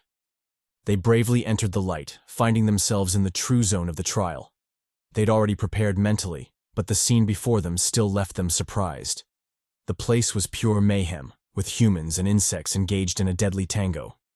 Bodies dropped like flies, yet some resisted, continuing their desperate dance for survival. Some, however, weren't as lucky, and soon found themselves with fates worse than death. Jeong took in the sight and breathed deeply. Damn, he already knew this wouldn't be easy. If they had to fight their way through a swarm of giant insects, then this room was shaping up to be way worse than the last. At least in that room, they could see some titties, even if they were attached to a bona fide psycho. Damn, they sure were unlucky. Speaking of insects, this scene kinda reminded him of when he used to collect insects as a kid. He especially liked stag beetles, finding them cool. Dwayne looked at Jeong incredulously. Was he serious? After seeing such a bloodbath, all he could think about was the insects he collected during his childhood. Did he have a screw loose or something? On second thought, he should forget everything he just said. He's just glad he's more normal than he is. Jeong returned the gaze, a confused look in his eyes. What did he mean more normal than him? Did he forget he was a sex slave literally a couple of hours ago? Not to mention he persistently chased him down wanting to partake in the cheeks. If he called that normal, then Jada Smith is the Afro Queen. That aside, they should probably focus, because they seem to have company. Dwayne said bet before acknowledging the threat. First of all, he should keep his wife's name out of his mouth. Second, was it just him? Or was this be a big boy? Jeong replied that it was. In fact, all the insects in the room were giant versions of the original. It truly wasn't an exaggeration to call them big boys. But again, like he said before, they should probably focus. He swiftly dodged to the side, narrowly avoiding a sneak attack by the bee. Dwayne did the same and watched it fly by. However, the previously relaxed smile on his face completely disappeared after that attack. The reason? The bee was insanely fast. In fact, if he hadn't reacted on time, then he might have been cooked. Luckily, he did so. And his speed wasn't to be underestimated either. Jeong also felt the same as he traced the bee with his eyes. Sure, it was fast, but not to the point where he couldn't react. If he played it cool, then he wouldn't have that big of a problem taking them down. Speaking of bees, it seemed its ridiculous speed wasn't all positive. It particularly made flying difficult, causing it to crash into the wall. Obviously, the CHADY duo wouldn't let go of such a chance. Dwayne shot forward, landing a nasty punch on the pest. After finishing it off, he turned to Jeong. That definitely was way harder than he thought it'd be. Jeong looked at him incredulously. Did he think the giant size was just for show? Of course the insect bastards would have more resilience than their normal counterparts. However, durability aside, the main issue was still their speed. If they weren't careful, then they might really be poked in this room. Pause. Just as they were ironing out their battle plan, a stranger came crashing in, drawing their attention. The poor fool had been yeeted all the way there, making for a rather odd yet hilarious scene. After noticing the duo, and also taking into account his pathetic situation, the Chad couldn't help but cough awkwardly. He stiffly greeted the boys, asking if they were new there. Jeong stared at the fool, then ignored him completely. If he had to team up with such idiots, then he might as well offer his cheeks to the bees. Speaking of idiot, his real name was Kim Min-jun. His public attribute was a flexible body, which for sure came in handy with Phoebishi. And if he didn't stroke her down, then I can only say, it's one hell of a waste. Kim noticed the duo's odd gazes but ignored them completely. Why would he linger on such an awkward topic? Instead, he asked for their help. The insects were way more than they could handle, so a bit of help would be appreciated. He wanted to plead some more, but an anguished scream came from the front, forcing him to dive back in. The scream was from his partner, who was currently getting that gawk from a beetle. Obviously this was the toothy kind, so you pervs better not get any ideas. Jeong watched him go and sighed slightly. It seemed they had no choice but to join the fight. Even if they ended up killing each other later, the best move at the moment would be to join forces and fight together. Dwayne agreed with that suggestion. Since things had developed like that, then they might as well go with the flow.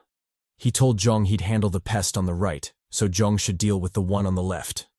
Jeong said bet and immediately sprang into action. Over at the battlefield, the fool Kim was going hard, literally. He called upon his hammer, crashing down on the beetle. However, he was clearly not the MC, so his attack did nothing. In fact, he even suffered a rebound, forcing him to withdraw. Just as he was cursing the tanky bastard, a red blur zoomed past him, making a beeline for the beetle. The blur was obviously the unit Dwayne, who had his MC music playing. Kim must not have heard the music, because he urged Dwayne to withdraw. Dwayne, however, wasn't perturbed by his nonsense. He continued his charge, bashing the shit out of the beetle. Thanks to the buff from the MC music, the beetle was sent flying, causing Kim to buzz out in shock. He stared in a daze, wondering why the author didn't give him that sauce as well. Damn, it sure was tragic to be a bot character. Over at Jeong, he began his preparations as well. Since the unit Dwayne had already led by example, he couldn't be a bitch and fall behind. He immediately activated his third door, letting the demonic buff envelop him. After the door came the lightning skill, which had significantly changed after its upgrade. Not only were the bolts golden, but the buff on the body was different as well. The buff no longer functioned on a superficial level, but instead dug deeper into the fundamentals. In fact, it wasn't an exaggeration to say that the bolts were mixed with his very core. More specifically, his blood and heart. The lightning accelerated the flow of his blood and the pumping of his heart, causing a more potent effect during the buff. In essence, it sped up his blood flow, resulting in an overall enhancement of physical power. Without a doubt, the upgrade caused a qualitative change, making the skill way better than before. Back on the battlefield, we are introduced to a new character. This time it's a baddie, so let's hope she sticks around for a while. However, judging by the perilous situation she's currently in, I wouldn't hold my breath if I were you. Anyway, the maiden was still holding her own, successfully keeping 3 bees at bay. She even had time to be distracted, foolishly checking up on her friend. Turns out the other maiden, Wemby, had been careless, causing her to get stung by the bee. The sting was obviously deadly, resulting in her body swelling up and passing out in the midst of convulsions. The new baddie definitely learned from this mistake and had been avoiding the bee's stinger all this time. However, for how long she could keep that shit up, even she couldn't tell. Just as she avoided another drive-by by the bees, a new party joined the fray, bringing hope to her perilous situation. The party was obviously Jeong, who'd seen a waifu and came rushing with the quickness. He charged in like a lightning god, ready to secure a maiden, and if he was lucky, then maybe, just maybe, he might actually procure some cheeks. Fingers crossed. As for the maiden, she wasn't your typical damsel in distress. Nah, she could hold her own, managing to weave through the bees with ease. Just like a dancer, she let her blade fly, slashing at the pests with finesse. However, due to the numbers disadvantage, she couldn't get a proper opening to land a solid hit. All her strikes were half-baked, merely bouncing off the bee's chitin. She didn't give up, though. She continued her relentless barrage, landing every hit the opportunity allowed. Just as she finished another fruitless attack, a bee suddenly snuck up on her, launching its own sneak attack. The unexpected move caught CHADY off guard, leaving her stunned and helpless to resist. Her future suddenly became bleak, and all hopes of survival instantly vanished. She stared wide in resignation, seemingly already picturing a gruesome death. However, what CHADY didn't know was that she wasn't alone.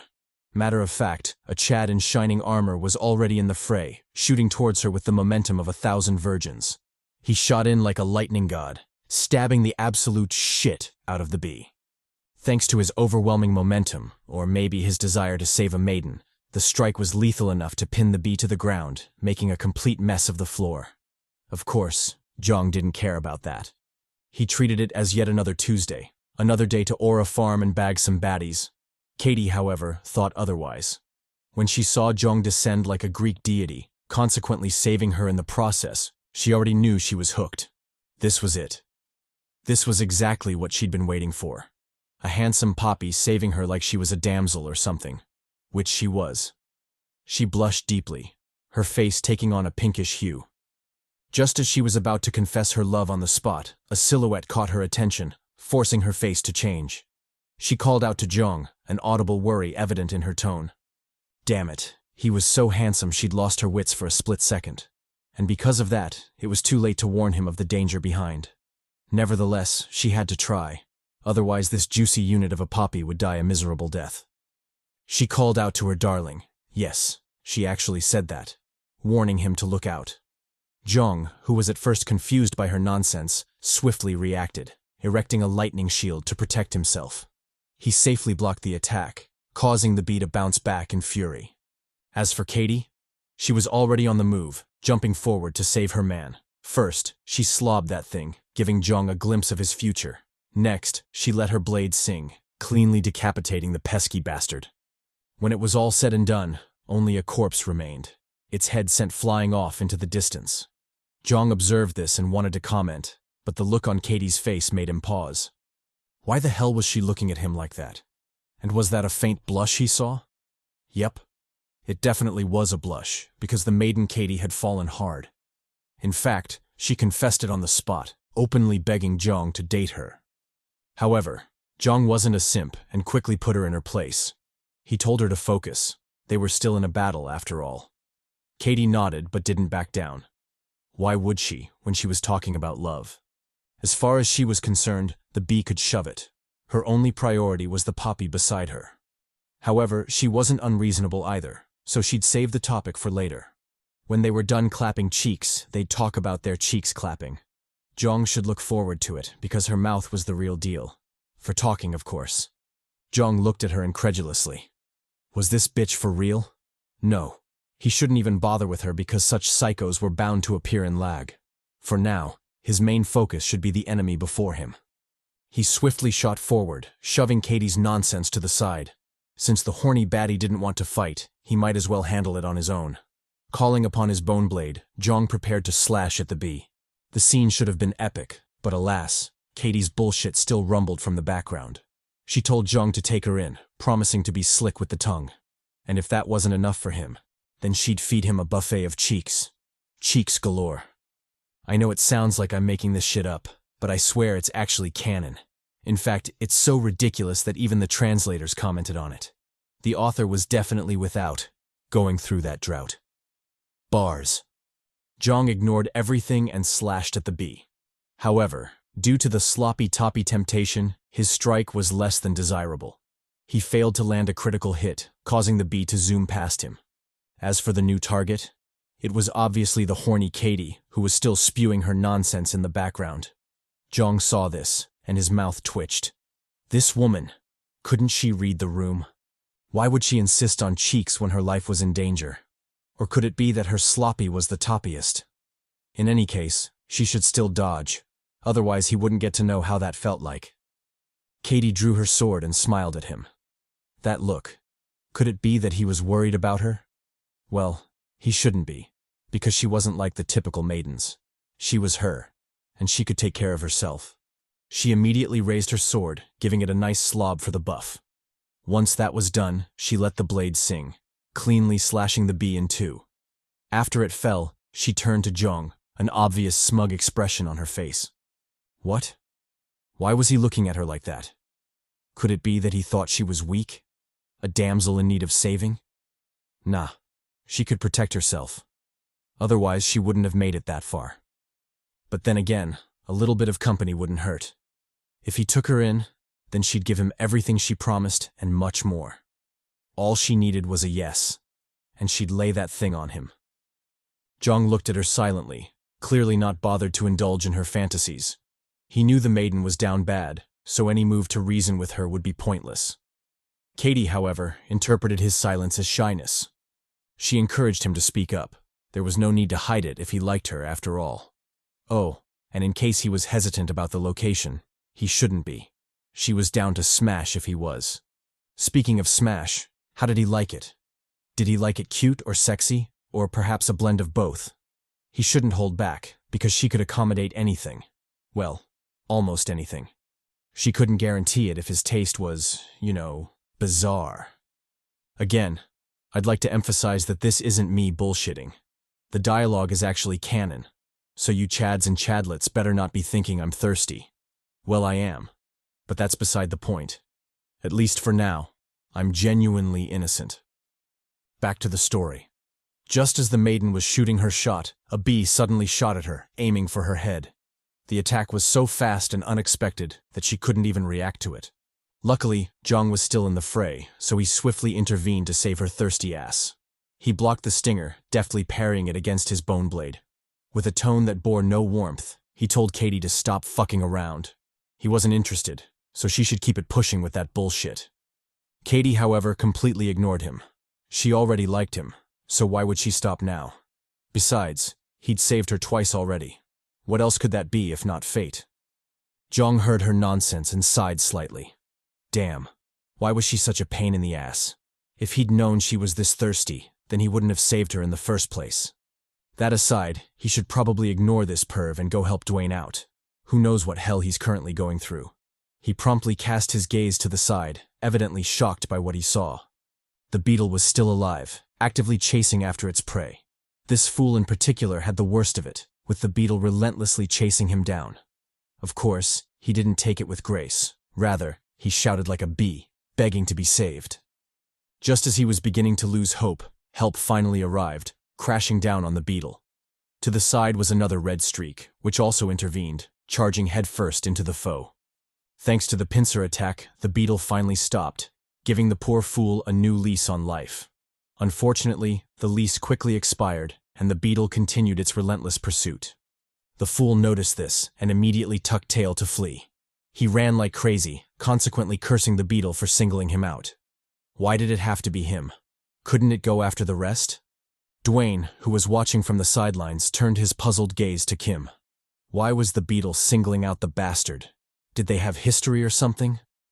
Kim replied that it wasn't history, more like how the beetle was designed. For whatever reason, it only picked one target and would continue to pursue them until they died. During that time, it would ignore everything else, even if you dropped a hammer on it. Dwayne smirked at the intel. Single targets, huh? He could already picture more than one way to exploit that. However, before he did so, they should probably pray for the poor fool, because he seemed to be cooked. True to his words, the bastard was gone, chomped and swallowed like a steak.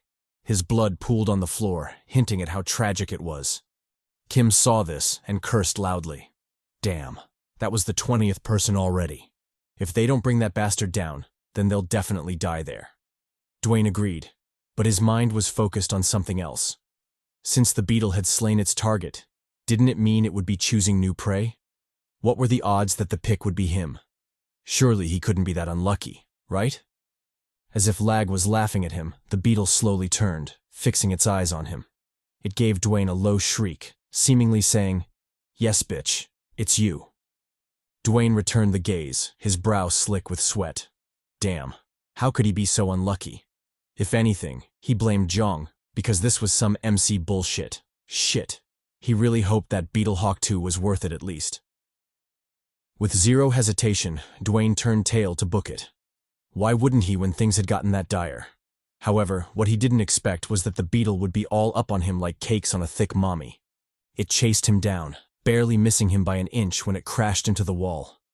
Dwayne jumped from the debris and immediately cursed wildly. Damn it, Was it just him, or was this beetle way faster than before? He sure hoped not, otherwise he'd truly be flamed. He instantly fled faster, doing his best to barely stay alive.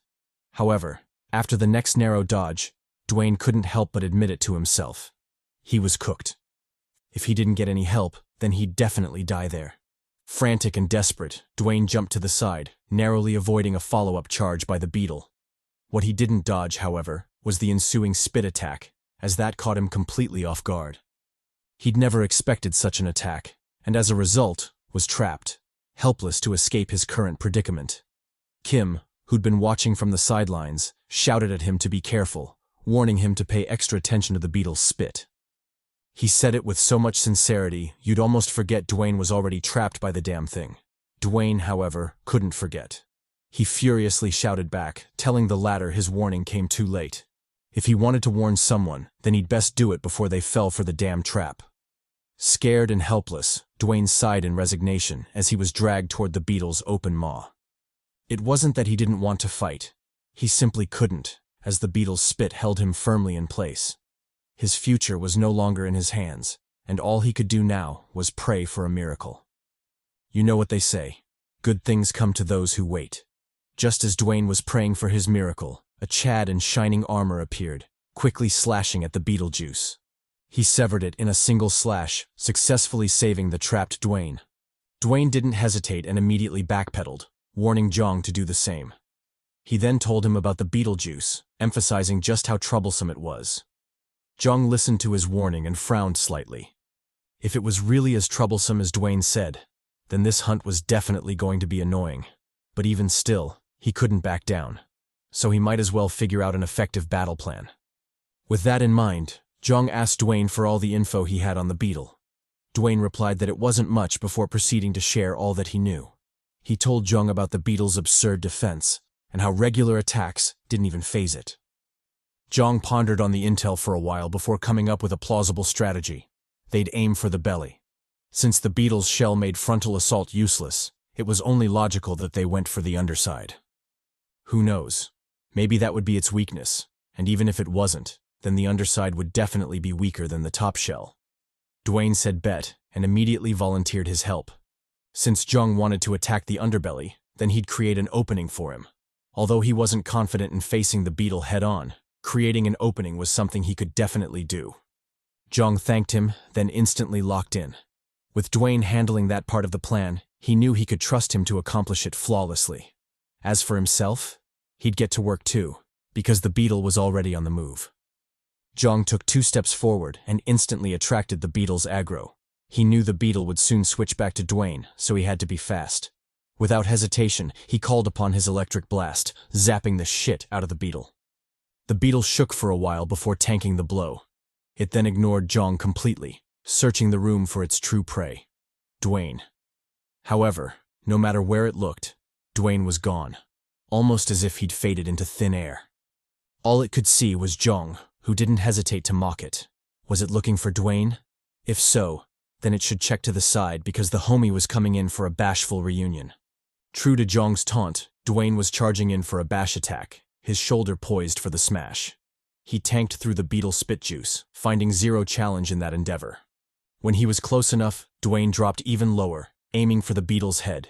He then channeled his momentum before shooting straight into the towering behemoth. The two clashed with a sickening crunch as the beetle was sent flying into the air. It flew high for a creature of its size, showing just how strong Dwayne was. However, despite the monstrous strength, it wasn't enough to accomplish the real goal. The true aim was to topple it over, but the strike fell short in that regard. Because of that, the beetle was set to land, and the unlucky Dwayne would be caught up in the onslaught. To make matters worse, even if he survived the crash, he still had to start all over again. And who knows? Maybe next time things wouldn't go as smoothly as they'd done this time.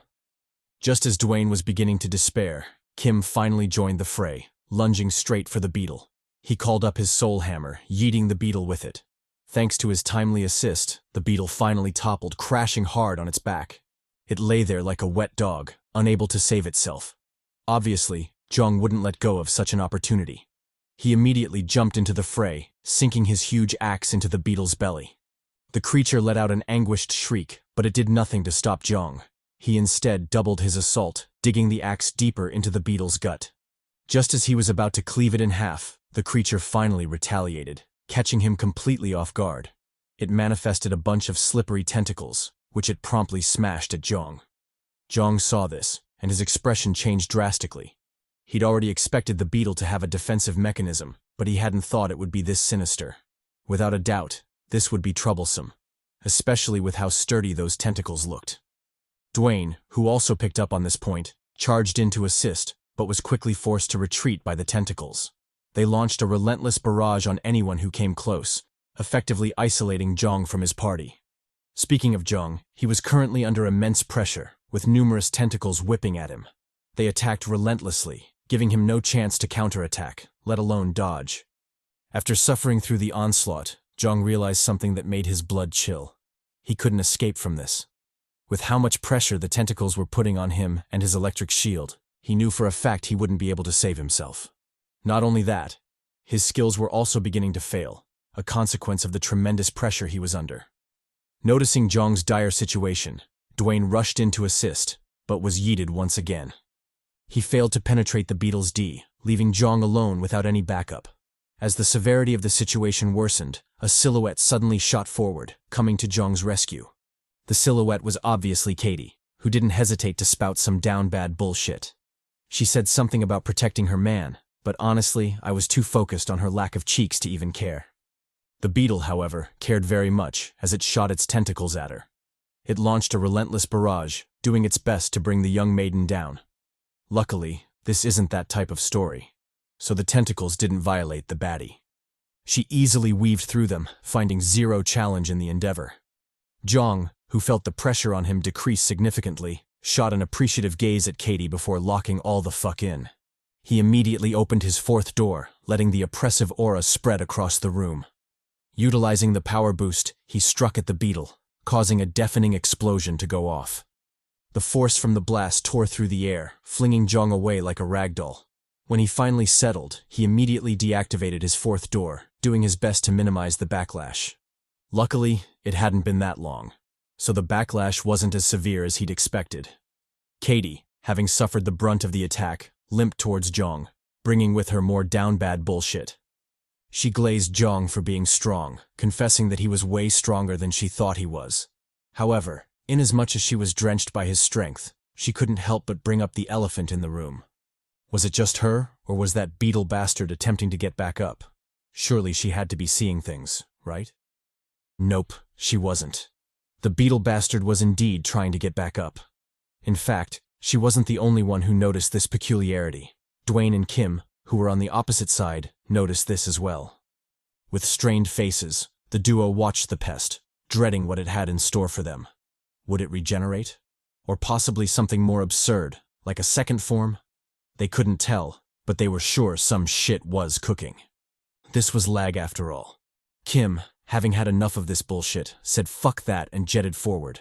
Although it was customary for bots to watch the boss power up before attacking, he said hell no to that bullshit and sprang forward.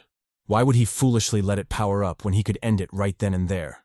Thus, with the aid of his trusty soul hammer, he lunged in, smashing the absolute shit out of the beetle and all relevant plot tropes. Unbelievably, the strike actually landed and put an end to the beetle. I'd initially thought the bastard was dead, being as he was raising some serious death flags, but to my surprise, he actually survived, with his conquest of victory clear for all to see. Jeong, who was watching from the sidelines, watched the homie silently, refusing to comment on Not's unusual optimism. He had more experience in L.A.G, so how could he possibly be swayed so easily? If Kim was really safe and not raising more death flags for himself, then he should probably get the hell out of that corpse instead of standing there like an idiot. But hey, what did he know? It wasn't like he was a regressor who'd survived countless regressions in L.A.G. Speaking of the corpse, he could have sworn his danger detection activated when he landed the last strike. If his suspicion was correct, then there had to be something else going on. However, he wasn't certain, so there was no point in jinxing their asses. Who knows? Maybe the unusually optimistic Not would be right this time, and the trial would end without incident. And even if it didn't, it wasn't his ass on the line, so why should he care? Kim, completely oblivious to Jeong's jinxing thoughts, swaggered from the corpse, an obvious spring in his steps. He told the squad the beetle was easy money, so it wasn't surprising that it fell to the mighty him. However, inasmuch as he was mighty, and bringing the beetle down was child's play to the CHADY him, they shouldn't shortchange him and should give the appropriate compensation during the soul split. He did land the finishing blow after all. Just as he was about to glaze himself some more, a head suddenly sprang from above, blitzing the absolute shit out of him. It chomped his body, seemingly saying, "Got you," to his hopeful, red-flagging ass. Jeong, who was watching from the sidelines, sighed softly, obviously having expected this.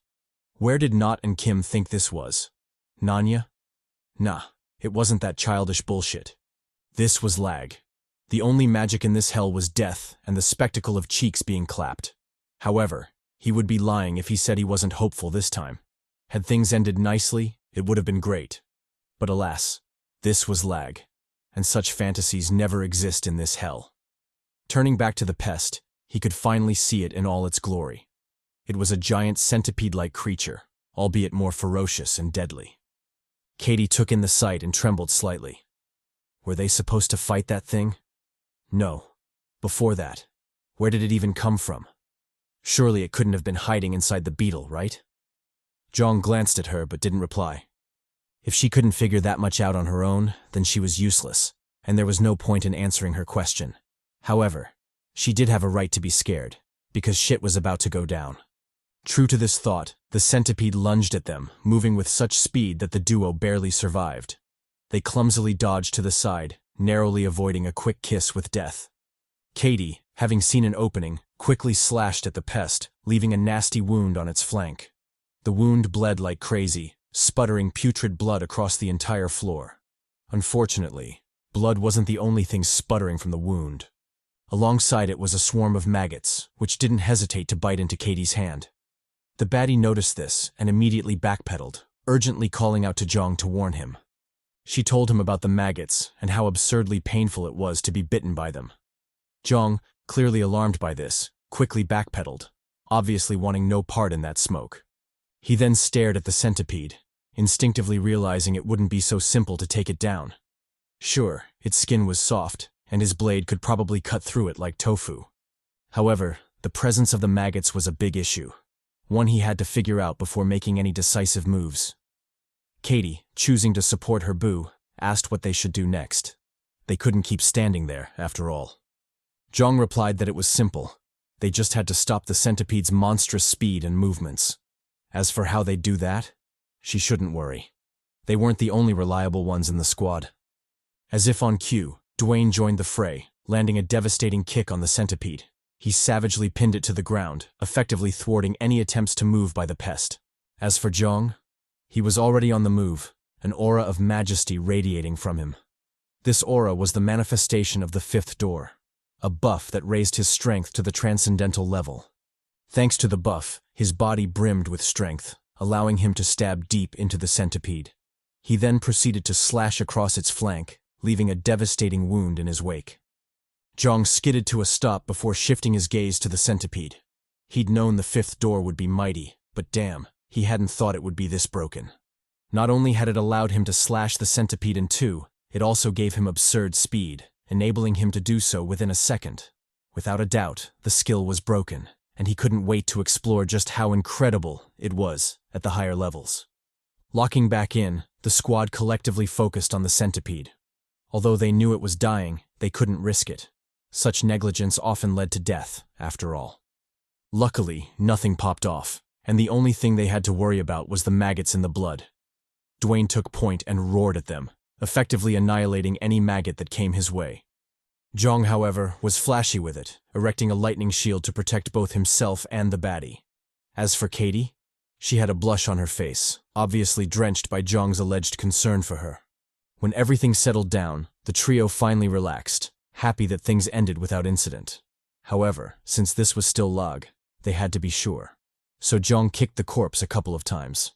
Fortunately, there was no reaction, meaning they were safe for the time being. But then again, the key word was time being, since their horror in the trial was far from over. To the side was another menace, one I'm sure most of you had forgotten about. But obviously it didn't care about that, since it continued to clap cheeks as intended. It cleaved through them with ease, making me wonder how we'd forgotten about it in the first place. But hey, we're here now, so we might as well enjoy the cheeks filet mignon.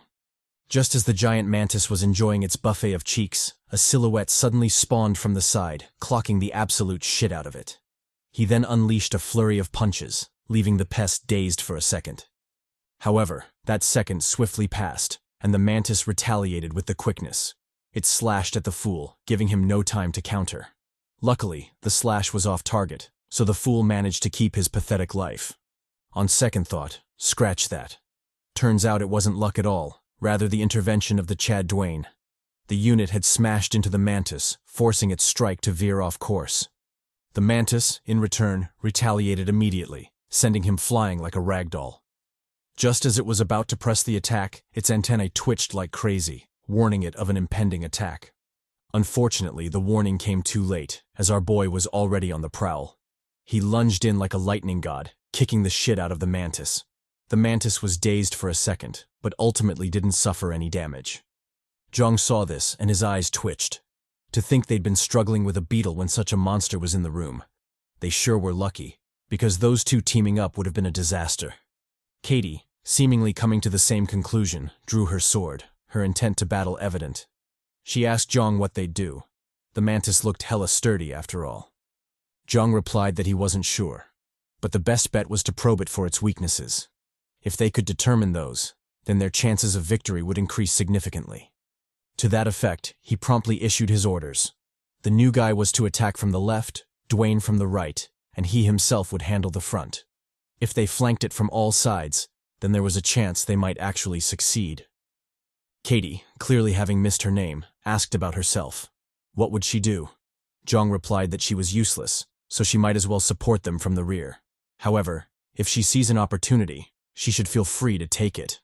With that, the trio prepared for battle, lunging into the fray soon after. The mantis responded in kind, shrieking to welcome their onslaught. Why wouldn't it, when they were practically gifting it more cheeks to clap? Without a doubt, this was going to be fun, and it couldn't wait to enjoy more cheeks filet mignon. Surprisingly, the first one to attack was the new guy, who made it to the target before Jeong and Dwayne. He nimbly dodged the mantis's blades, weaving between the slashes like a swift blade. Dwayne, on the other hand, tanked the blows, resorting to brute strength to weather the attacks. He, of course, dodged those that he couldn't. He wasn't courting his own death, after all. As for Jeong, he had it the easiest, with his electric slashes going toe-to-toe with the mantis. However, despite their tag team, the mantis was still formidable, so it managed to fend off their attacks. The trio collectively noticed this and backed off with the quickness. They each assessed the mantis, debating over suitable strategies to bring it down. Jeong, in particular, took it seriously, knowing any slight negligence could lead to their deaths. He brainstormed ideas before finally settling on attacking the front legs. Although the legs were the most formidable and their toughness couldn't be scoffed at, he still had enough confidence to give it a try. Thus, he promptly lunged back in, hoping his trusty bone blade wouldn't let him down. As he ran, Jeong didn't forget to call upon the squad. He instructed them to aim for the legs, hinting that he'd do his best to draw the mantis's attention. However, whether it would work or not was uncertain, so the duo best take care of themselves. Having said that, Jeong shot at the target, narrowly avoiding a slash in the process. He deftly dodged to the side, easily avoiding a follow-up swing by the mantis. Unfortunately, that was the most he could do, as the next attack left him with no openings. His only option was to risk it lest he be sliced in twain by the scythes. Jeong didn't hesitate and immediately jumped upwards. Although doing so would put him in the mantis's crosshairs, he had no choice but to gamble on it. Besides, it wasn't like he was completely helpless. He still had his lightning steps to rely on. Thus, he swiftly shot forward, escaping the mantis's danger zone with the quickness. When he did, he found himself before the mantis's head. Jeong didn't hesitate and swung at it, leaving a nasty wound on its eye. He then parkoured off its face, making sure to avoid any follow-up attacks. Just like that, the homie was safe, and he even blitzed the mantis to show off his kahunas. Too bad he didn't have more time, otherwise he would have definitely blitzed the other eye as well. Dwayne, seeing that Jeong was safe, lunged into the fray, teaming up with the new guy to yeet the oblivious mantis. They successfully broke its leg, forcing the mantis to wobble like cheeks on a thick mommy. Luckily, the risk wasn't for naught, and the mantis was quickly brought to its knees. The trio, seeing this, didn't waste any time and immediately pressed the attack. They knew this was their best chance, so wasting it was never an option. They each lunged forward, releasing their own attacks on the mantis. Regrettably, the mantis was still formidable, so most of their attacks amounted to nothing. Jeong, who was taking the lead on the attack, furrowed his brows, an obvious frown on his face. He'd already known the mantis was mighty. But damn, wasn't this a bit too much? Not only was it keeping up with their speed while injured, it could also track their attacks, enabling it to block them with ease. Not only that, the pest was fearless, completely unfazed by the concept of pain. Without a doubt, the battle would be grueling, even more so than they'd initially anticipated. Locking back in, Jeong immediately noticed a peculiar detail. The mantis's leg was glowing, almost as if it was gathering energy. This gave him a bad feeling, making his hair stand on end. However, now wasn't the time for that shit, so he quickly dialed in. He promptly called to the duo, warning them of the impending attack. Regrettably, the warning came too late, since the mantis was already on the move. It slashed at the newbie, sending a wind blade at him. The latter was too slow to react, resulting in a head-on cleave. The newbie, who was at first confused by the development, suddenly showed a spooked face, a feeling of wrongness welling up in his heart. He wondered why his thoughts were sluggish, and why the ground was suddenly moving towards him. Unbeknownst to him, he was already dead. He just hadn't realized it yet. To make matters worse, it was a gruesome death, with his cheeks split in half. Damn. Dwayne, who was watching from the sidelines, jumped back in shock, puzzled by what just happened. Jeong clarified that it was a sneak attack, a last resort by the mantis. It had coated its legs with some kind of energy, allowing for long-ranged attacks. And although he wasn't sure what it was exactly, he still cautioned Dwayne to be careful because it seemed like trouble. Dwayne said bet, and locked all the fuck in. He would have loved to charge in, but quickly held himself back in fear of the mantis's many tricks. As for the mantis, it went all out, sending a flurry of slashes at the boys. The duo noticed this, and promptly prepared for the attack. Dwayne braced for impact, while Jeong moved to evade. However, halfway through his escape, he suddenly stopped and yelled at Dwayne to stop fucking around. That wasn't something he could block, so he best get his ass out of the way. Dwayne didn't argue and swiftly jumped to the side. He was glad he did, because the wind blade was indeed formidable. If he'd stubbornly tanked that, then he might as well have ended up like the newbie. Jeong, having survived the flurry of attacks, turned his focus to the mantis, an obvious frown on his face. He was livid to discover that the mantis had played them for fools, managing to rise to its feet while they weren't watching. Without a doubt, this was a bad thing, especially with how much effort they needed to knock it back down. Just as he was contemplating his next steps, a silhouette suddenly flashed past him, heading straight for the mantis. The silhouette was obviously CHADY, who'd finally joined the fray. Jeong, however, wasn't happy about this and promptly told her to retreat. Didn't she hear what he said? She was useless, so what the hell was she doing? CHADY, clearly unfazed by the taunt, ignored his warning and continued her charge toward the mantis. She told Jeong she knew what she was doing, so he shouldn't stress too much. Besides, if she left them to handle everything and they ended up dying, wouldn't she be shooting herself in the foot? No matter what, she had to help, so Jeong should cool his titties. Speaking of cool, she had just the right skill for the job. It was the mist breath, which effectively created a frost smokescreen. Although the skill wasn't overpowered, it still had its uses, especially when used strategically. And lo and behold, now was a strategic moment, so the Chads better move their asses.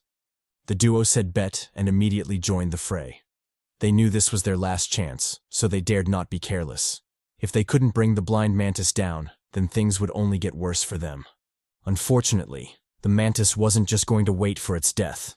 It furiously retaliated, unleashing a flurry of slashes at the boys. The slashes were deadlier than the last, because all of them were random. Since the mantis couldn't see them, it opted for a random barrage, hoping to wound them in the chaos. Jeong, feeling the intensity of the attack, cursed his luck and cursed the mantis for going so far. If he'd known blinding it would make it this crazy, he would have definitely stopped CHADY. But even so, he could still manage. So he hoped Dwayne would be alright as well. Speaking of Dwayne, he'd grown tired of running and decided to make his stand instead. He bravely faced off against a wind blade, clearly not intending to evade. Jeong, seeing this, shouted at him to be careful. Now wasn't the time for that macho bullshit. If he wanted to test his bravado, then he should do it at his own time instead of doing so in the middle of a fight. Obviously, Dwayne didn't listen and stood steadfast in his decision. He simply unleashed his stored potential, calling upon his trump card. Ultimate form, Beastification. The skill activated, kicking up a windstorm. Dwayne's appearance also changed, taking on a more beastly form. Jeong, who was watching from the sidelines, couldn't hide the shock on his face. He'd expected Dwayne to be up to something. But what the hell was that? What was he even looking at right now? Was he a Wolverine? Nah, he couldn't be. There was no way he could outshine him by channeling the power of the Poppy Logan. In any case, things were about to get interesting, and they might very well get a chance to try out some mantis cheek steaks. The juicy ones, of course. Dwayne, fully consumed by the power of the beast, ignored Jeong's shock and locked in on the incoming wind blade. He let loose a guttural roar, easily blocking the once formidable blade. Without hesitation, he pressed the attack, rapidly closing in on the dazed mantis. Jeong, who was watching from the sidelines, had his mouth wide agape, shocked by Dwayne's sudden prowess. He'd always known Dwayne was formidable, but holy fuck, he didn't know he had it like that. Not only was he supremely powerful, but he also had the aura of a Poppy, completely capable of rivaling him in the I'm him department. Without a doubt, Dwayne was thou, and he couldn't wait to see some cakes being baked. Dwayne, completely oblivious to Jeong's wild glazing, approached the mantis, his indomitable spirit on full display. He easily clawed through the mantis's follow-up attack, leaving it open for a counterattack. The mantis, however, didn't back down and swiftly engaged him in a desperate melee. The duo went toe-to-toe, with neither side conceding. Jeong, noticing this, stopped being a bystander and quickly joined the fray. He knew such tremendous power always had a downside, so Dwayne would probably need his help. Besides, he was the MC, so how could he possibly let Dwayne show him up? He had to get in there, otherwise he might really lose his CHADY Poppy certificate. Dwayne, once again oblivious to Jeong's wild thoughts, continued his tango, his relentless charge not slowing even a little. He knew his power-up was limited, so he resolved to make the best out of it. Mastering his will, he lunged at the mantis, an aura of destined doom enveloping him. The mantis, in return, swung at him, unleashing a flurry of wind blades. They were all aimed at Dwayne's vitals, not giving the former a chance to block. Dwayne, however, wasn't flustered and bravely faced them head-on. He first tore through the wind blades before parrying the mantis's front legs. Leveraging this opening, he gathered his energy before shooting straight for the mantis. Although his condition wasn't perfect, he still had enough in the tank to make a big move. Thus, he resolutely shot forward, his Hadoken at the ready. Channeling his Street Fighter, he blitzed past the mantis, tearing a huge chunk from its head. The blow left it reeling, causing it to shriek out in pain. Dwayne, however, didn't care about that, and swiftly prepared a run-it-back no jutsu. He promptly charged through the dust, shooting straight for the mantis. During his flight, he grit his teeth, hoping the buff would last him through the fight. However, this was L.A.G, and such foolish hopes could never prevail. Just as he was about to land the finishing blow, the buff suddenly ended, leaving Dwayne in a perilous situation. He essentially became a sitting duck, one willingly sending itself to its demise. Fortunately, Dwayne wasn't alone, and Jeong promptly stepped in to help. He manifested a dazzling bone lance, which he didn't hesitate to yeet at the mantis. The lance tore through the air, clocking the pest in the face. This gave Dwayne an opening, which he swiftly used to backpedal. He then urgently fled the battlefield, leaving the rest to Jeong. As if sensing Dwayne's will, Jeong locked the fuck in and shot straight for the mantis. He didn't waste time and immediately pulled out the big guns, cheeks clapping no jutsu, forbidden technique, fifth gate unlocked. Buffed by the power of Thor, he immediately commenced his counterattack, zapping the shit out of the mantis. The shock was so intense that the mantis's head exploded, sending a rain of blood and flesh pouring down. Jeong noticed this and swiftly retreated. He really wanted no part in that smoke. He gracefully landed a distance away, completely unbothered by the humongous pest he'd just slain. However, after a moment of hesitation, he regrouped with the squad, an obvious look of vigilance on his face. Since the last boss had a second form, wasn't it possible that this one had one as well? He keenly studied the corpse, waiting for any shit to pop off. Luckily, nothing happened, and the pest was dead for real. This greatly delighted the squad, who collectively heaved a sigh of relief. They confidently walked forward, eager to collect the loot. And judging by the color of the soul, it was clear they'd made a fortune this time.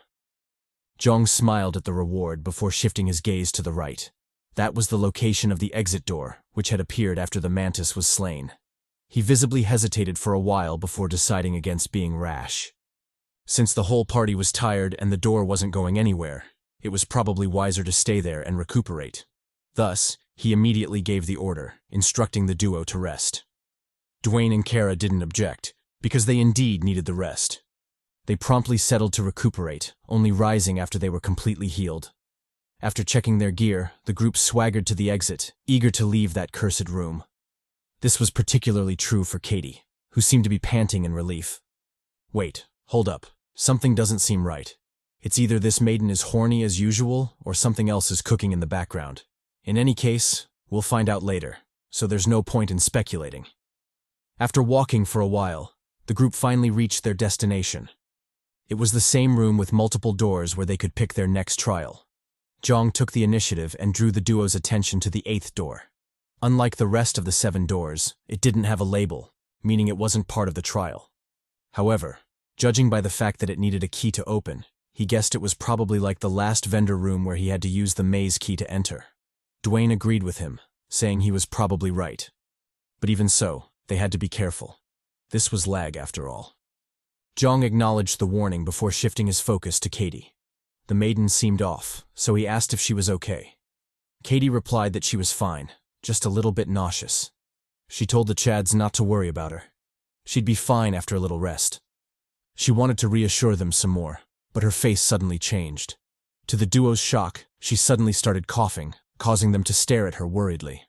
Regrettably, that was just the beginning, as she soon descended into a wheezing and coughing fit. She coughed her lungs out, even vomiting a mouthful of blood. CHADY noticed this, and her face changed drastically. She zeroed in on the blood, and her face paled even more. Turns out blood wasn't the only thing she was coughing up. There were also maggots, meaning the previous contact wasn't as simple as they thought. Shit. Dwayne picked up on this as well and approached the baddie. He intended to ask if she was okay, but the blood coughing made that irrelevant. CHADY, on the other hand, ignored his concern, her focus entirely on the blood. She wondered what was wrong and why maggots were mixed in with her blood. Clearly panicked, she turned to Jeong, hoping the chatty poppy would have a solution for her. However, before she could even raise the topic, her body suddenly spasmed, causing her to cough up more blood. Frantic and in pain, she collapsed to the floor, a flood of blood pooling beneath her. Jeong, finally snapping from his daze, ran to the maiden, an unconcealed worry in his voice. He urged Dwayne to help him. They'd try their best to save her. Unfortunately, they were also clueless about what was happening, so the best they could do was lay her down. Feeling her life drain from her body, CHADY stuttered a plea, begging the Chads to save her. This request put more pressure on the Chads, who had no idea how to respond. Dwayne suggested using a healing potion on her, but Jeong quickly shot down that suggestion. It wasn't that he didn't care. Rather, CHADY's current condition made it impossible to swallow the cure. And even if she did, with how pathetic her state was, there was a fat chance the potion would help at all. CHADY, hearing him shoot down her last hope of survival, pleaded with him, begging that she didn't want to die. She repeatedly mumbled this request, ignoring her already deteriorating condition. Moved by her insistent pleas, Jeong tried to think of a solution, but all he came up with were blanks. He had no idea what he was dealing with, and his best bet was that maggots were in her body. However, if that was the case, what could he possibly do, especially when the maggots seemed to have infested her whole body? He thought about it some more, but CHADY's clearly deteriorating condition gave him no room to breathe. Just as he was about to console the baddie, her stomach suddenly wriggled, scaring the shit out of them. The duo decisively jumped back, a look of horror evident on their faces. They wondered what was going on, but that question was soon answered by a bloody rapture from CHADY's belly. A creature suddenly emerged, accompanied by gore and maggots. It then lunged at Dwayne, not giving the latter a chance to react. Jeong, seeing this, quickly countered, zapping the shit out of the creature. He unleashed his fury upon the fiend, only stopping after it was a burnt char on the ground. After his successful conquest, he turned to Dwayne, asking the Chad if he was all right. Dwayne replied that he was, but that wasn't what was important right now. Wasn't this creature the same centipede that came out of the beetle? If so, then what was it doing in CHADY's body? He could have sworn Jeong would be the first in her body, but who could have guessed he'd be beat by a centipede? Jeong ignored Not's foolish banter and thought back to the past. He quickly remembered the incident with the maggots, which gave him a vague idea of when CHADY was infested. However, even if he knew that, what good could it possibly do now? The baddie was already dead, and there was nothing he could do about it. Enraged and regretful, he stomped on the centipede, venting a bit of his anger. He also did this as a precaution, since the centipede was more insidious than he'd thought. Not only did it infest by the slightest contact with its maggots, it also spread rapidly, guaranteeing certain death upon infestation. Not to mention it also consumed you from the inside out, making it one of the worst ways to die in L.A.G. Without a doubt, he had to be careful lest they get infested by any surviving maggots. Done with this task, Jeong turned to CHADY, and his hatred for the author deepened significantly. He'd always known the homie was a hater. But goddamn, did he have to do her like that? If he had to go this far to keep him maidenless, then he might as well be without hose. Nevertheless, this was indeed a shame, and he hoped the maiden would find peace at least. He called out to Dwayne, telling the latter it was time to bounce. He did so decisively, even daring not to collect her soul. Dwayne said, "Bet," and quickly followed suit. He asked Jeong where they'd go, but Jeong told him anywhere was better than there. Thus, he wisely stayed quiet, following Jeong into the 8th door. The door was predictably a bonus room, coupled with the obvious vendor and recovery rooms. Of course, the doorway to the main trial still existed, so the Chads could choose that option as well. Jeong didn't waste time and headed for recovery. Although his condition wasn't bad, it was still wiser to heal when he could. Besides, his mind was in chaos right now, and he really needed a place to quietly think. Dwayne seemed to pick up on this as well, and worriedly asked if he was okay. Jeong replied that he was, but it was clear he was not. CHADY's death had hit him hard, and he was obviously struggling with that fact. Dwayne knew this as well, so he brought up CHADY's soul. If he was really okay, as he'd said, then why didn't he collect it? Jeong replied that he didn't see the need to, since they were comrades and all. It was CHADY's fortune that he didn't collect it, so Dwayne shouldn't worry about it. On that note, why was he so concerned about the dead? If he had that much energy to waste, then he should use it to get off his back.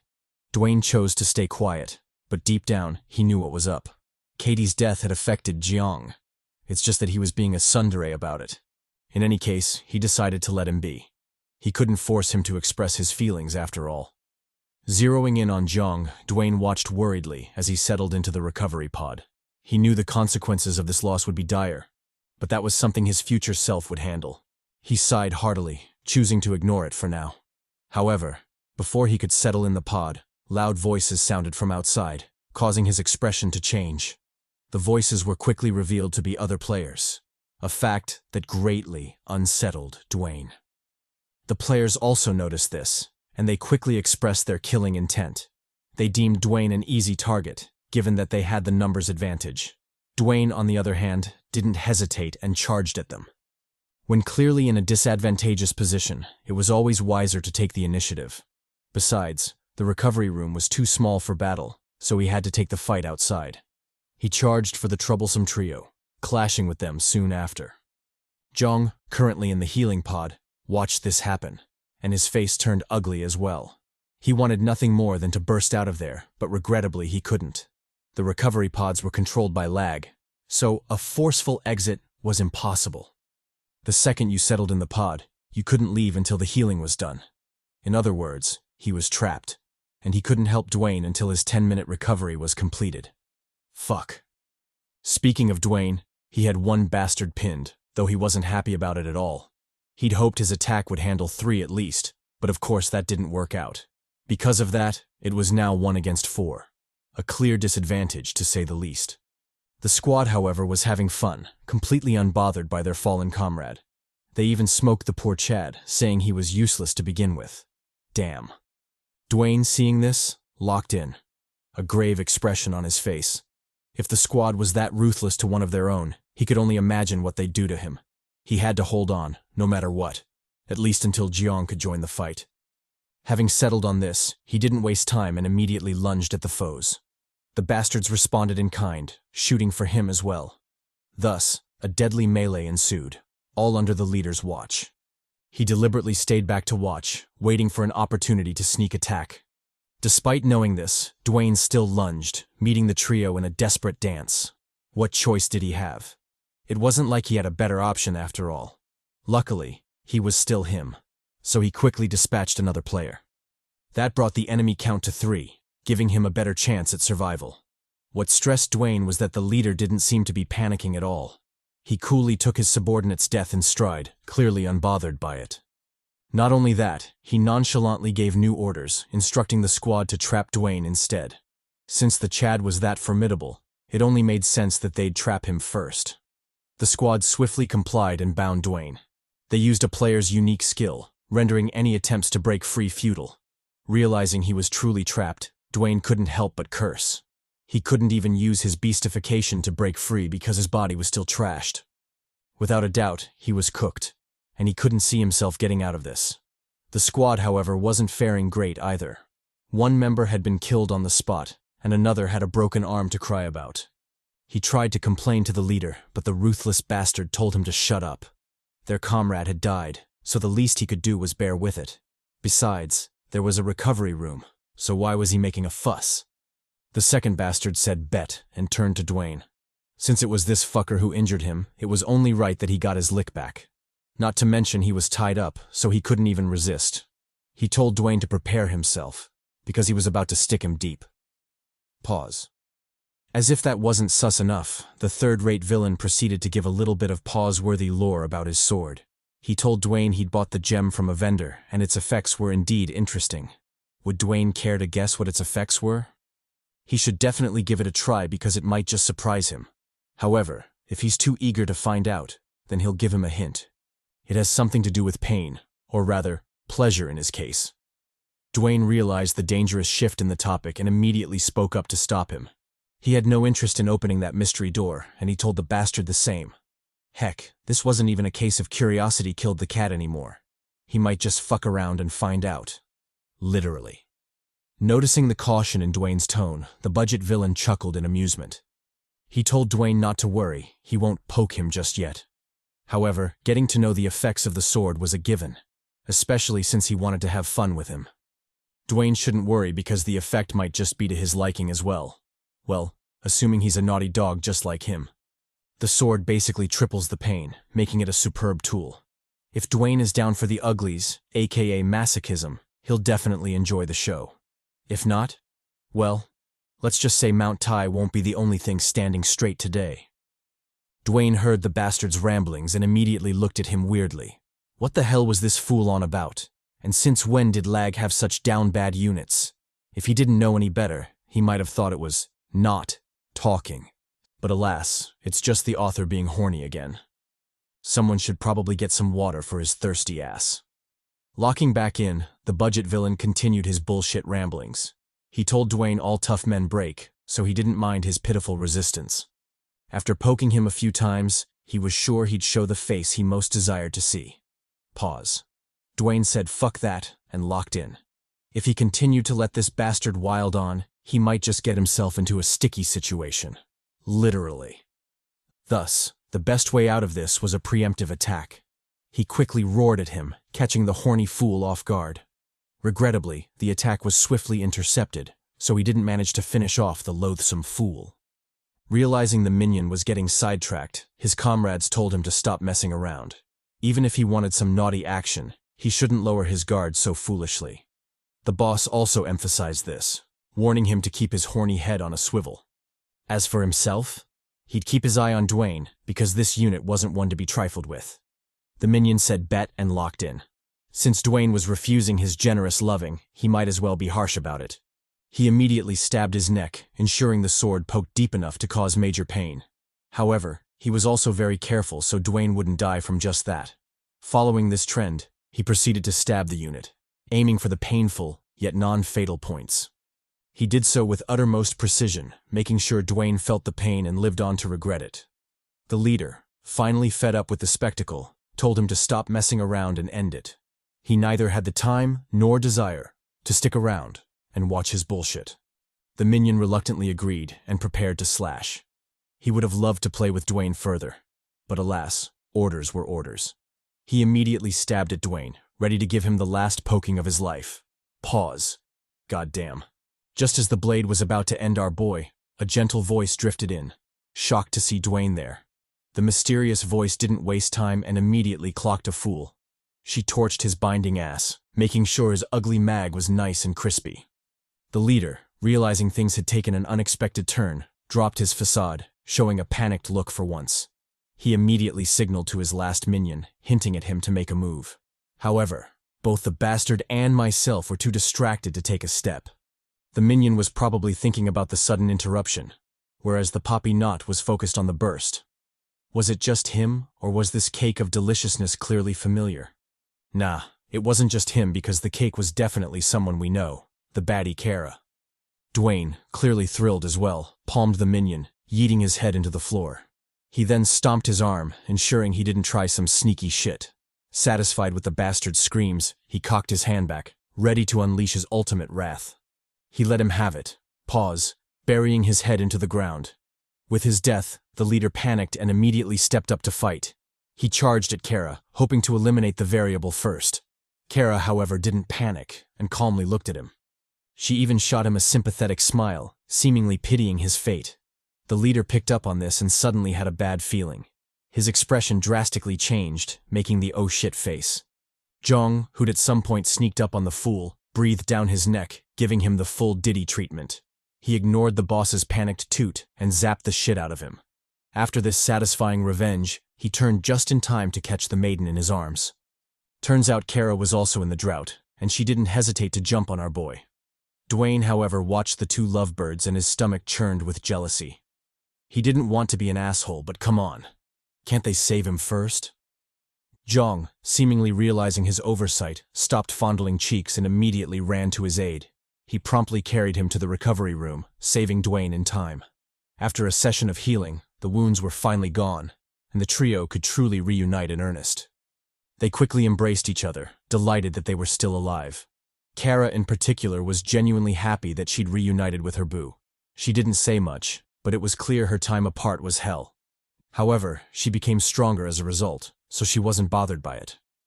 Noticing the elephant in the room, Jeong stepped forward to address it. What was up with the eye patch, and was she a pirate or something? Kara replied that it was an old wound, but also much more. She won't give him the exact details, but he'll find out eventually. Jeong agreed and instantly dropped the issue. Since his boo wanted to surprise him, he'd let her have her fun. Who knows? Maybe the secret might just be the plot armor they need to save their asses in the future. Done with the reunion, they each took turns to visit the vendor. When it was Jeong's turn, he immediately let it splash with some purchases.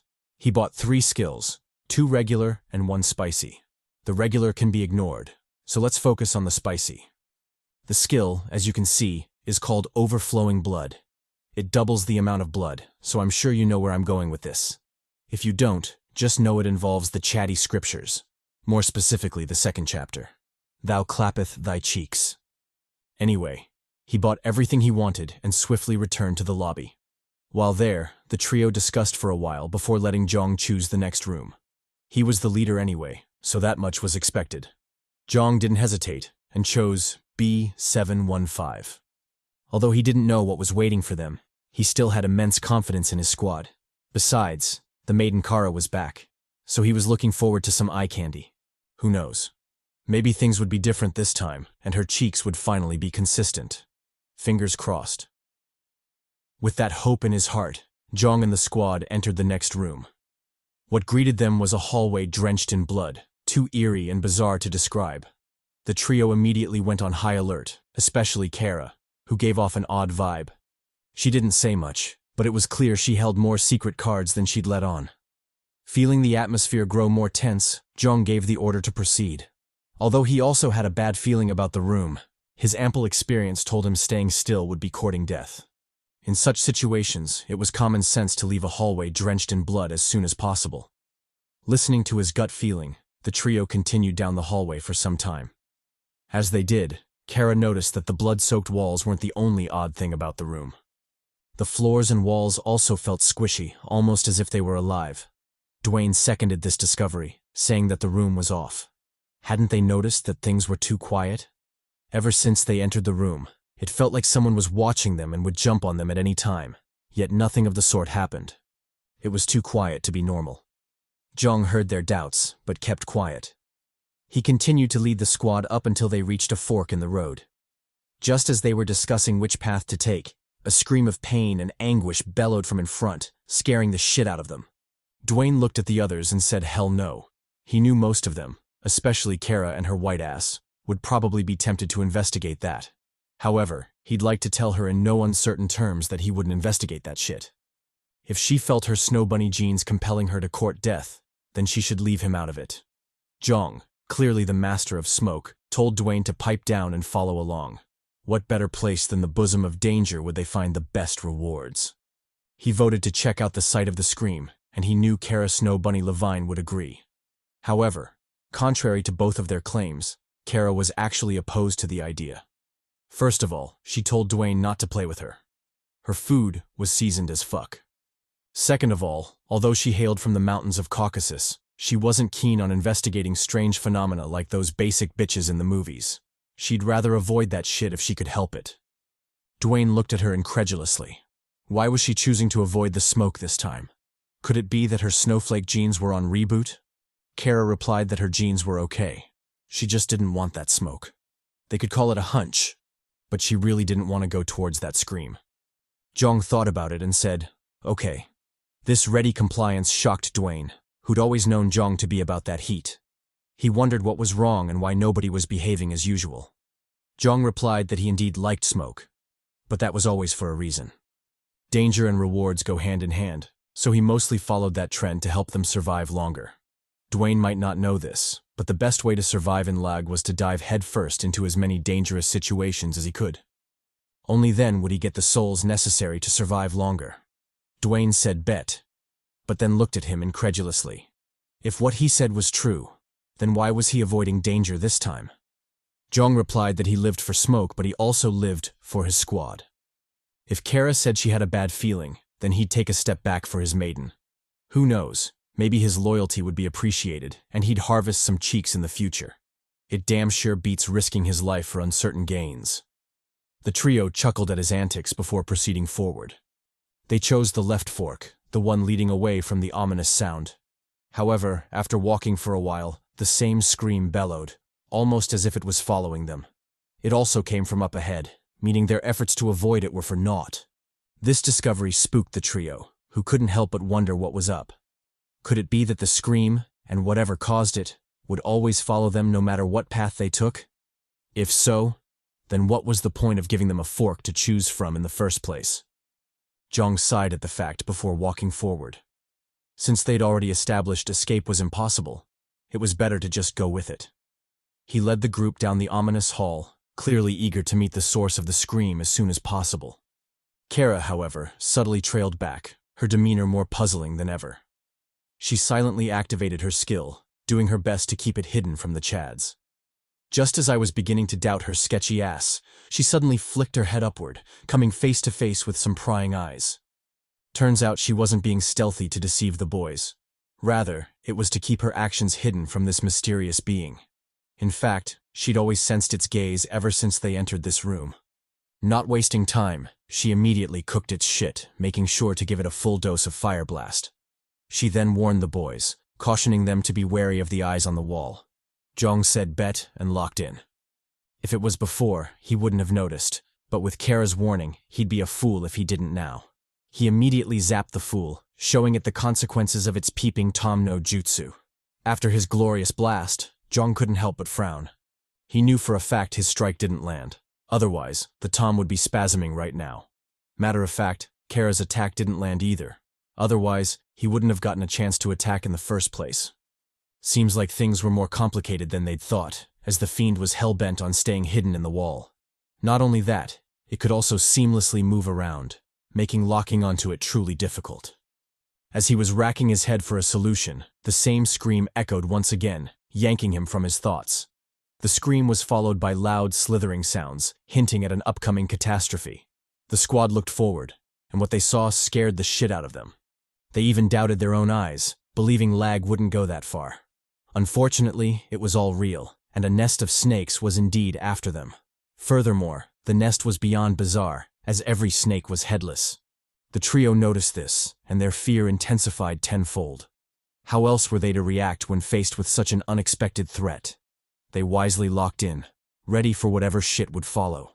Kara realized it was her time to shine, stepped up, reassuring the boys to leave it to her.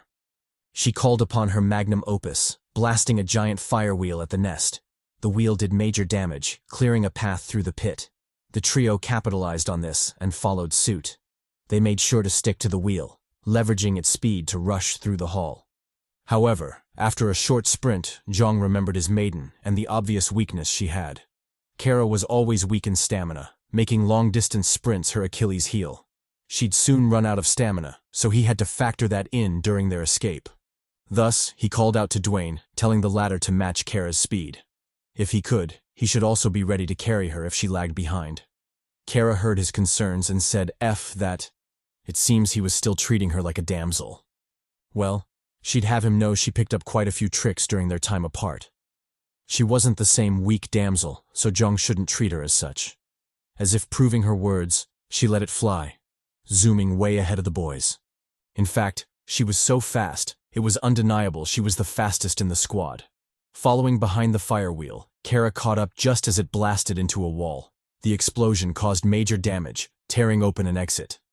The trio were delighted by this, and consequently ran faster. They each zoomed towards the exit, eager to leave that eerie place.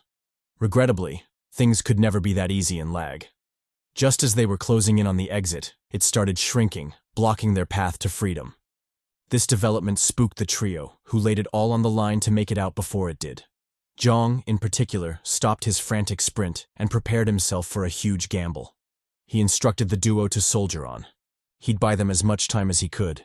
The duo were obviously hesitant, but Jeong's resolute response left no room for argument. They could only sprint forward, praying that Jeong would make it work somehow. Speaking of the Chad, he called upon his Thor-type shit, zapping the hell out of the floor. His reasoning was quite simple. The whole room was alive. He'd always believed the squishy floor, blood-soaked walls, and eyes were more than they let on.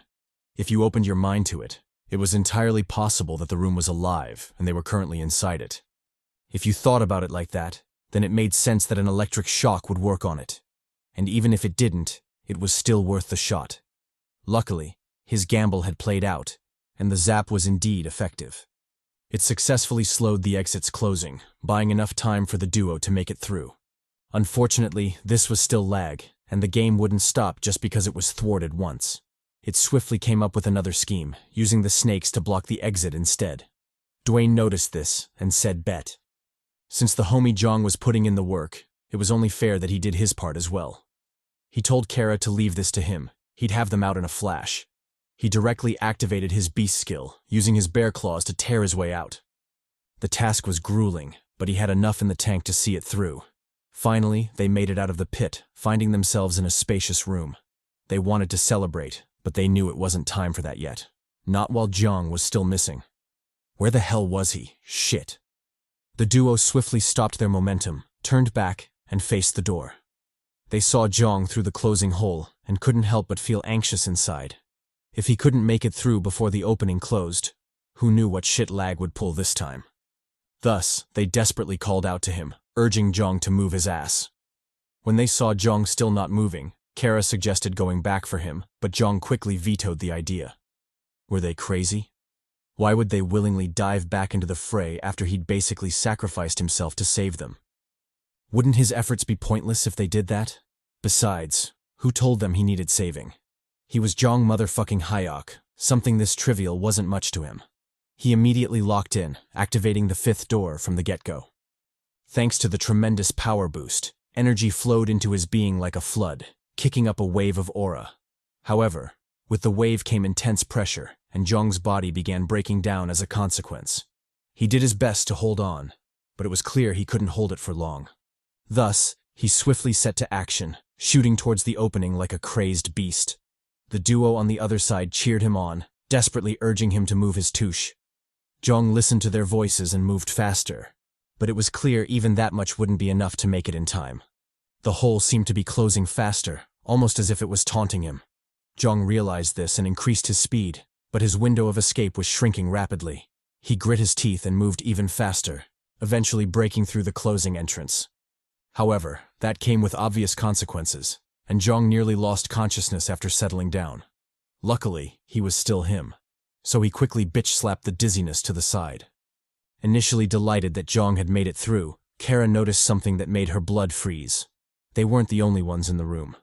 In the middle of the space was another silhouette, and it had apparently been there the whole time. This realization spooked Kara, especially because they had their guards lowered. If things had played out differently, then both Dwayne and herself would have died without exception. Jeong, clearly oblivious to the duo's rookie mistake, flicked his gaze to the silhouette, a complicated expression on his face. He wondered what gave the entity the confidence to sit so comfortably, but that was quickly answered by a gesture from the latter. Turns out the fiend always had its eyes on them, and nothing they did escaped its notice. In fact, it even had eyes on the back of its head, making it virtually impossible to exploit any blind spots. Realizing this, the trio tensed in panic, but the entity's next actions threw them off. Instead of attacking like all the regular bosses, the entity opted to have a conversation instead. First, it mocked them for being weak, evidenced by the fact that they struggled so much to get there. Their performance was truly subpar, especially when compared to the group that came before them. Second, did they just realize it had been watching them? If so, then they were weaker than it thought. Regardless, they were there now, so it was time to get to work. It slowly rose from its sitting position, turning around to face the group. When it did, they couldn't help but gulp in shock. Were they dreaming? Or did this bastard low-key resemble the devil? They sure hoped not. Otherwise, they'd truly be cooked. Jeong breathed a deep sigh and read the character profile. He really didn't want to, but he had no choice but to accept the facts. This motherfucker was indeed the devil, and he meant that in the literal sense. If this wasn't the definition of cooked, then he had no idea what the fuck was. Locking back in, he watched somberly as the fiend walked up to them. He was tempted to do something about that, but the obvious smirk on the devil's face made him pause. Without a doubt, the fiend was baiting him, and he'd be a fool if he fell for such an obvious plot. Breaking the silence, Kara drew their attention to the bag on the devil's hand. Was it just her? Or did that suspiciously look like human skin? Surely this fiend couldn't have done something so twisted, right? Jeong replied with a tense shrug. Why not? He was the devil after all. If he couldn't make a sack from human skin, who else could? Speaking to this point, Jeong's nerves gradually tightened as he stared at the behemoth before him. He knew this would be a tough fight, and the devil's next words confirmed as much. It calmly gazed at them, welcoming them to have the first strike.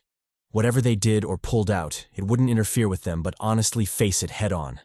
Such confidence made Jeong frown, and he couldn't help but reevaluate their chances. If he'd thought they had a 50-50 chance before, he was slowly realizing it was more like 20 to 80, with the 80 being the likelihood of getting their asses clapped. Realizing this, Dwayne stepped up as tribute. If someone had to test the waters, it might as well be him. He swiftly chugged a stamina potion, stepping up to the devil soon after. With that done, he also activated his beastification skill, adding an additional layer to his defense. However, even that didn't reassure him, so he quickly called out to Jeong. He told the homie to look out for him and to quickly intervene if things went south. Matter of fact, that included Kara as well, so the baddie better step in before he got his shit rocked. The duo said bet and watched him go. They promised to step in, especially if he got his shit cooked from the get-go. Dwayne, on the other hand, faced off against the devil. He was low-key having second thoughts, but things had developed too far to turn back now. Thus, he swiftly locked in, taunting the devil for being huge as fuck. The devil replied that it wasn't huge, Dwayne was just tiny. But that aside, he hoped Dwayne would be big enough to increase the size of his flesh sack. Dwayne growled in response. If the devil wanted his skin, then he had to come and get it. He immediately shot forward, landing a nasty punch on his gut. The blow sent the fiend reeling, but it quickly tanked that shit. It then looked at Dwayne mockingly, asking if that's all he had. If so, then he was truly disappointing. Dwayne said bet and lunged forward. He came in with a heavy Superman punch, clocking the devil straight in the jaw. Pressing the attack, he launched another punch, swinging for the devil's flank. However, the latter counterattacked and swung back, chopping at Dwayne's skull.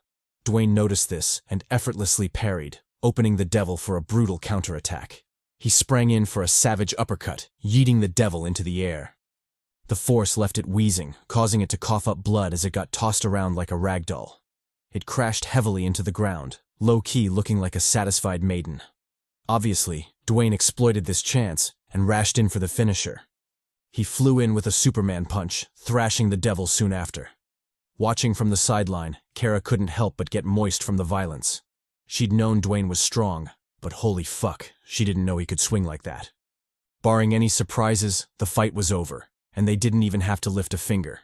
Jeong, however, kept his cool, though he low-key felt like something was off. He didn't know why, but the fact that the devil never let go of his sack left him feeling some type of way. He called out to Kara, instructing the maiden to get ready. Kara was confused, but she promptly did as told. Jeong was Poppy after all, so she just had to follow his instructions. Back to Dwayne, he shouted incredulously, wondering what the hell was going on. Could it be that after talking so much shit, the devil would be clapped just like that? Nah, he doubted it. But the sight before him was more than clear. The devil was truly dead, and even its soul was out for the taking. Hold up, what the fuck was going on? This bizarre scene puzzled the trio, who could only watch on in tense silence. But as the seconds ticked by, they had no option but to accept things for what they were. The devil was truly, seemingly dead, and they'd apparently killed it. Dwayne took that chance to collect the soul, and what he received made him more puzzled. Sure, the devil was dead, and its soul was out. Although it was hard to believe, he could barely accept it based on their current situation. But what the hell was this? How was it possible that he'd received just 3 souls for his troubles? If they wanted to sell this bogus story, shouldn't they have placed more effort into it? How were they to believe things were truly over if they gave such trash rewards? Jeong chimed in at that moment, instructing Dwayne to focus. He didn't know what was going on, but his gut told him they should do just that. Dwayne returned a confused glance. He wanted him to focus, but how was he supposed to do that? The boss was already dead, so what was he to focus on? Jeong replied that he didn't know, but if he were to guess, they should probably start with the suspicious sack. He didn't know why, but his danger sense always flared every time he looked at it. Besides, things were beyond bizarre, so would it really be a bad thing to focus a little harder? As they were talking, the sack suddenly shook before exploding with a resounding bang. The unexpected change left the trio reeling, and they could only frantically flee to save their lives. After distancing themselves from the explosion, both Kara and Jeong turned to Dwayne, who'd been closer to the impact. They asked if he was okay, to which Dwayne replied that he was. He'd been lucky this time, and had kept his guard up the entire time. Maybe it was because of Jeong's warning, but his focus never left the sack, luckily so, or else he truly would have died. Zeroing in on the sack, the trio watched it shake before a hand shot from within. This greatly surprised them, but it was nothing compared to what came next. An overwhelming aura suddenly pressed down on them, accompanied by an intense feeling of danger. This feeling originated from the sack, which shook violently as a silhouette crawled out of it. After making its way out, the entity didn't hesitate to lock onto the trio. It smiled maliciously at them, asking if they'd missed it. But that aside, wasn't it his turn now? They did have the last attack, so it was only fair that it attacked first this time. Hearing the words, Jeong felt an indescribable feeling of dread. He couldn't rationalize it, but his instincts were screaming this wasn't a fight he could win. For the first time, he truly felt helpless, and he had no idea what he should do about it.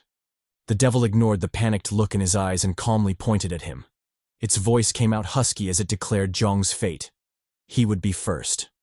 This declaration spooked Jeong, and his body trembled uncontrollably. He shouted at the duo to distance themselves, hoping it would save them from the onslaught.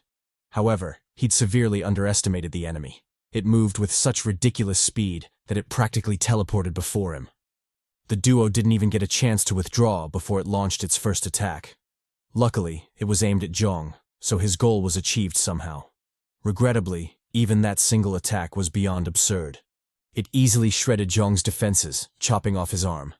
He cried out in pain, but the devil just looked at him passively. There were no emotions in its eyes, almost as if what it did was insignificant.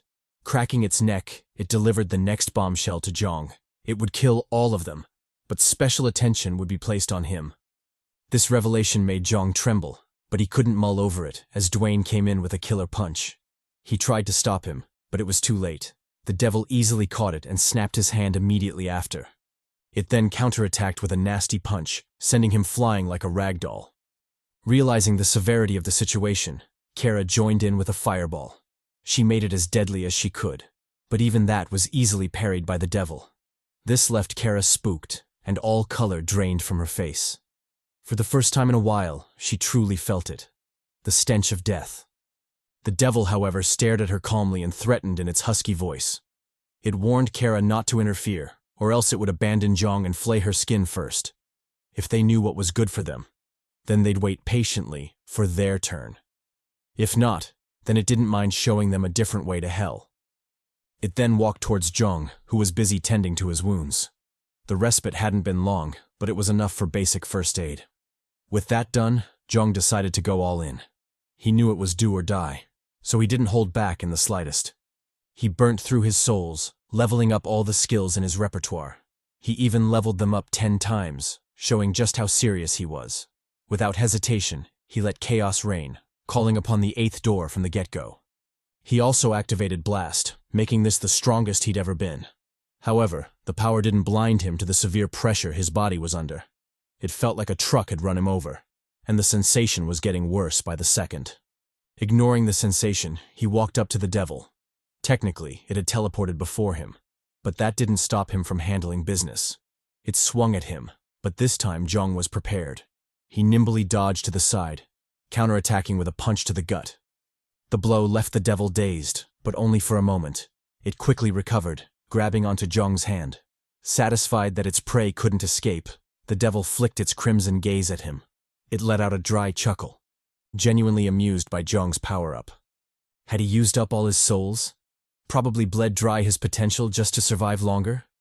Well, it was such a shame, as even that much wouldn't be enough. Not to mention the power was only temporary, for even a fool could tell his body couldn't handle it.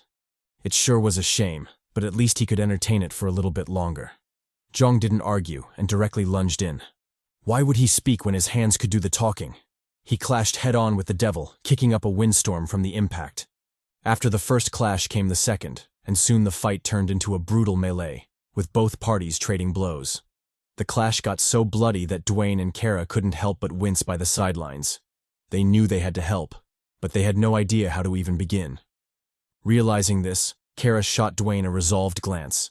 She didn't have to say anything. Her gaze alone told him she was ready for death. She would intervene to help Jeong, and she would do it even if it cost her her life. Dwayne nodded in reply, hinting that he was ready for the same. He would give it his all, even if they ended up dying together. Kara said bet and sprang to action. She condensed her fireball, hoping to create an opportunity with some chaos. Jeong, however, continued his tango. But it was obvious things were going downhill fast. He'd already lost an eye, and his body was full of openings that the devil viciously exploited. It unleashed a 3-hit combo, causing him to cough up a mouthful of blood. Dreading his demise, Jeong said "fuck that" and sank into the shadows. He narrowly escaped a fatal claw, spawning behind the devil soon after. Without hesitation, he slashed at it, hoping to shed some crimson blood. Regrettably, this was L.A.G, and things wouldn't end so swiftly. Damn. Although he successfully landed the slash, the devil completely ignored it and clawed in retaliation. It unleashed a wide crescent claw, which Jeong barely managed to escape from. Leveraging the devil's distraction, he spawned behind it again, going for yet another sneak attack. However, this time the devil was ready. It quickly turned around, forcing Jeong back into the shadows. Ignoring the momentary loss, Jeong didn't give up and came in with yet another attack. He was hoping the third time would be the charm, but again, this was L.A.G, and such foolishness couldn't be tolerated. The devil trapped him, grabbing him firmly by the arm. This made it impossible to escape into the shadows, meaning Jeong was in big trouble. Seemingly relishing the horror on Jeong's face, the devil smirked at him before swinging for the kill. It went for a fatal claw attack, hell-bent on tearing his neck off. Jeong, however, realized the doomed situation and responded in kind. He decisively sacrificed his leg, using it to block the incoming attack. To this, the devil looked at him and chuckled even louder. He'd already lost his left eye, left hand, and now his right leg was damaged. How many body parts was he planning to sacrifice in order to save his pitiful life? Well, it was pointless to ask. It just had to torture him slowly to find out. It thus swung at him, this time aiming for Jeong's heart. Just as Jeong was despairing, lamenting his inability to block this strike, a flaming blade cut between them, severing both the devil's arms.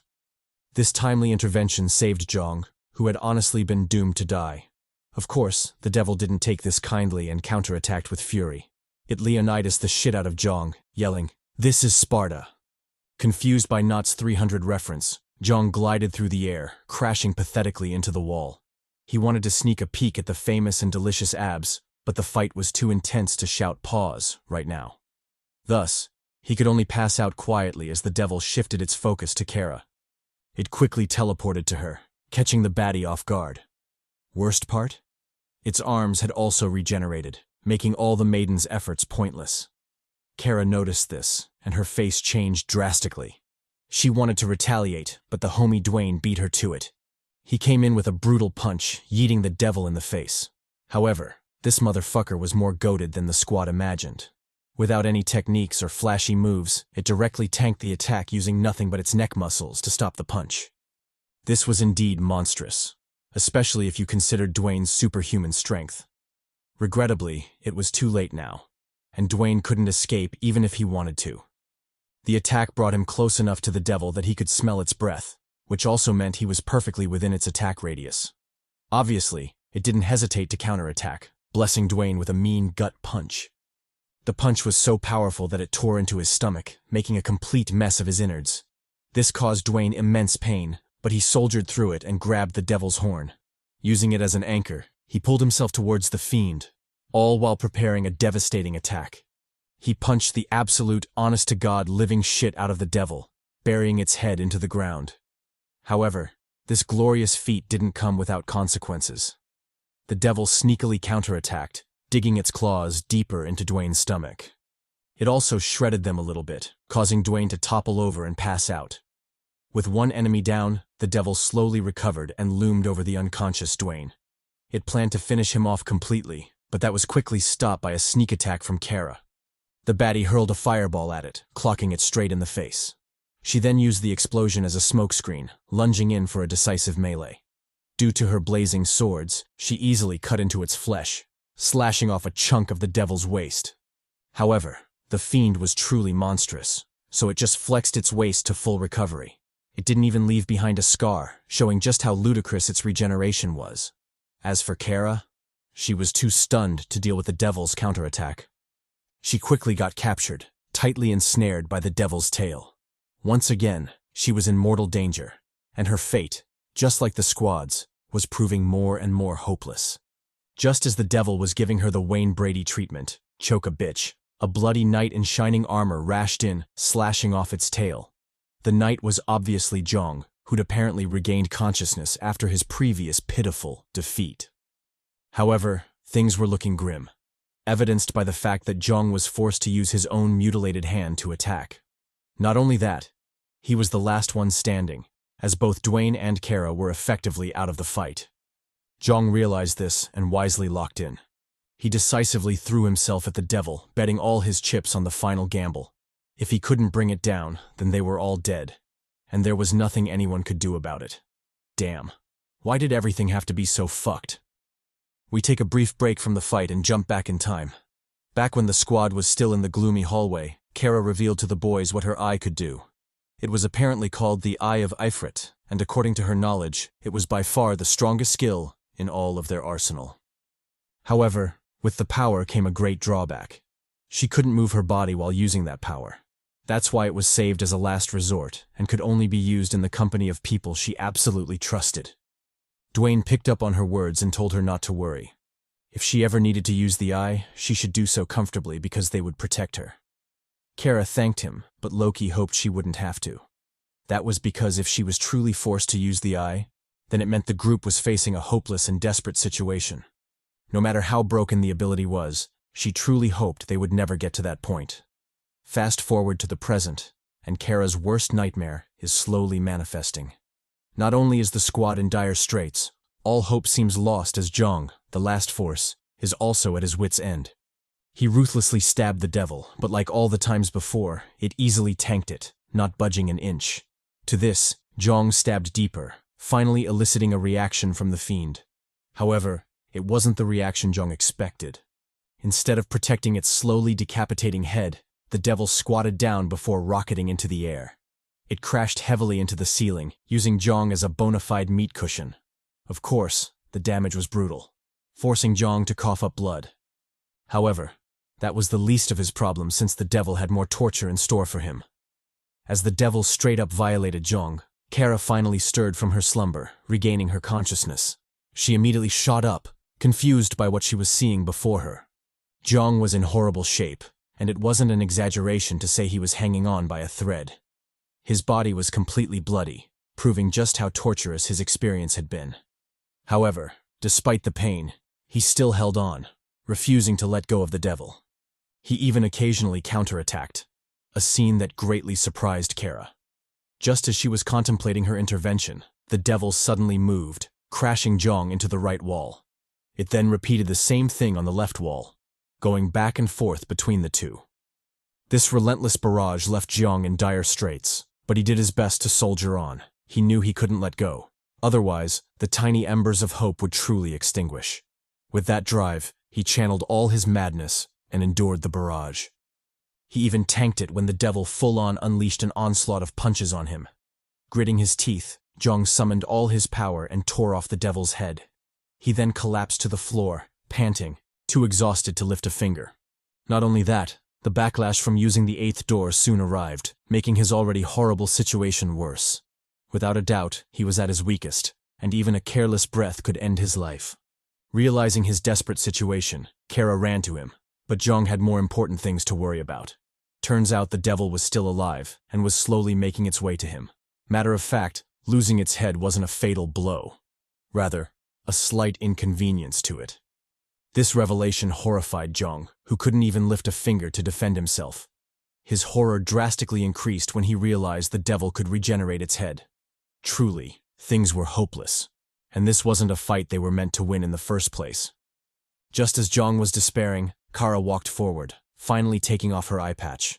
Her aura suddenly shifted, making an overwhelming pressure press down on the room. This surprised Jeong, but it was nothing compared to what came next. When Kara unleashed her trump card, the air suddenly shook, rapidly heating up like a miniature inferno. It was then drawn to her palm, quickly coalescing into an orb of doom. The pressure became unbearable, and even the headless devil sensed its peril. It immediately shot forward, hoping to stop Kara before she unleashed her attack. However, this reaction was within Kara's expectation. In fact, it was more accurate to say she hoped for it. If the devil had truly run away, Kara would have been helpless, as she couldn't move while activating the skill. But since the devil willingly sought its death, who was she to deny its wish? She calmly looked on as it charged at her. Even when it stabbed her chest and Jeong's panicked shout echoed through the room, she maintained her smile, not letting it fade in the slightest. After regaining her mobility, the first thing Kara did was grab onto the devil's arm. She did so to bind it, preventing any escape from her ensuing attack. With that done, she let it fly, blitzing the absolute shit out of the devil. The strike basically annihilated its upper body, showing just how goated it was. Damn. Staring at the slightly swaying devil, the duo watched its movements with bated breaths. Would it finally go down? Or would L.A.G do the L.A.G thing and fuck them over again? Luckily, the worst didn't happen, and the boss dropped to the floor dead. It also spat out a soul, meaning the damn thing was truly dead. But even still, the duo didn't lower their guards until the door appeared. It was only after they were allowed to leave that they fully relaxed. One can never be too careful in L.A.G, especially in an almost impossible room like the present one. With that done, the duo could finally take a beat to assess their current conditions, and it wasn't great. Kara, in particular, suffered a gruesome injury that made her collapse immediately. Jeong wanted to tend to her, but his own wounds were serious as well. Not to mention there was still the homie Dwayne, who was sprawled out on the floor like a dead dog. Without a doubt, the trial had been grueling, and the squad barely managed to survive it. In fact, this was the closest they'd ever come to death since entering this hellish game. And rightfully so, because the boss was an absolute monster. Realizing he couldn't afford to be negligent, Jeong forced his body to move as he tended to the passed-out duo. He quickly handled their wounds before succumbing to unconsciousness as well. After hours of unnerving silence, Kara finally stirred before regaining consciousness. She cast her gaze to the side, and what she saw terrified her. Jeong was out cold, and his body was in an even worse state. It wouldn't be a surprise if he straight up died there. Kara realized this and sprang to her feet. She ruthlessly ignored her own wounds and rushed to the ladder. Fighting back her anxiety, she shook Jeong hard, yelling for him not to leave her. He couldn't die, not until they left that cursed place. Jeong felt her heart and gradually woke up. He told her he wouldn't die. So would she stop yelling already? That aside, how were she and Dwayne feeling? Had the potions he dumped on them been effective? Kara replied that they were, but one of them came with serious problems. It essentially disappeared her ass, bringing her back to the cheekless days. Jeong told her not to kid herself. Her cheeks had always been inconsistent. In fact, if it wasn't for the intensity of the fight, Not would have flamed her already. Anyway, there was something she had to know, and it was better if she did so sooner rather than later. The Eye of Ifrit wasn't as straightforward as she'd believed. It would continuously use her power regardless of her physical condition. If she found herself in horrible shape and didn't seal it with the eye patch in time, then the eye would continue to draw from her power until it killed her completely. This was something she had to pay attention to, lest she killed herself by accident. Kara nodded in understanding before shrugging the matter off. They were in L.A.G, so would one additional thing trying to kill her really make a difference? They were already fighting for their lives, so this shouldn't be a problem. Zeroing in on Jeong's stump, Kara asked if he was okay. Jeong replied that he was, so Kara shouldn't worry. All he needed was a little rest and his passive skill, and he'd be as good as new. As they talked, Dwayne finally regained consciousness as well. He looked around dazedly before shuddering in fear. Where was it? Where was the devil that had been smoking their asses? Jeong replied that they'd killed it, although barely. They managed to stay alive, but that was mostly due to Kara and her overpowered ability. Dwayne sighed in relief before relaxing his tense muscles. He didn't say it out loud, but he genuinely believed they'd die this time. The battle was basically hopeless, and it was a miracle they'd even survived. Luckily, things had worked out, and that's all that mattered. Ignoring their near-death experience, the trio collectively decided to rest a bit before moving forward.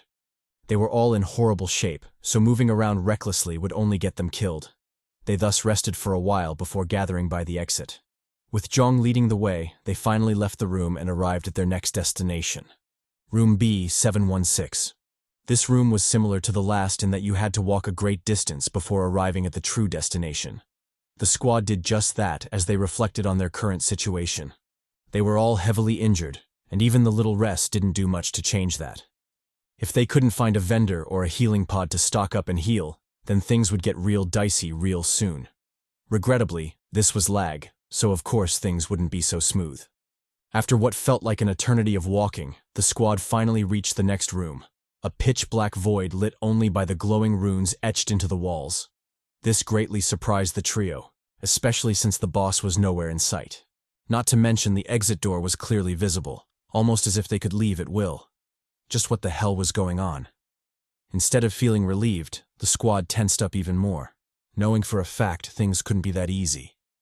There are never free lunches in the world, and that is especially true for a hell like L.A.G. They cautiously looked around until Kara noticed something peculiar. The wall, or rather the runes etched on it, were moving. They slid down the walls, converging at the center. It might have been beautiful, if not for the suffocating pressure that accompanied it.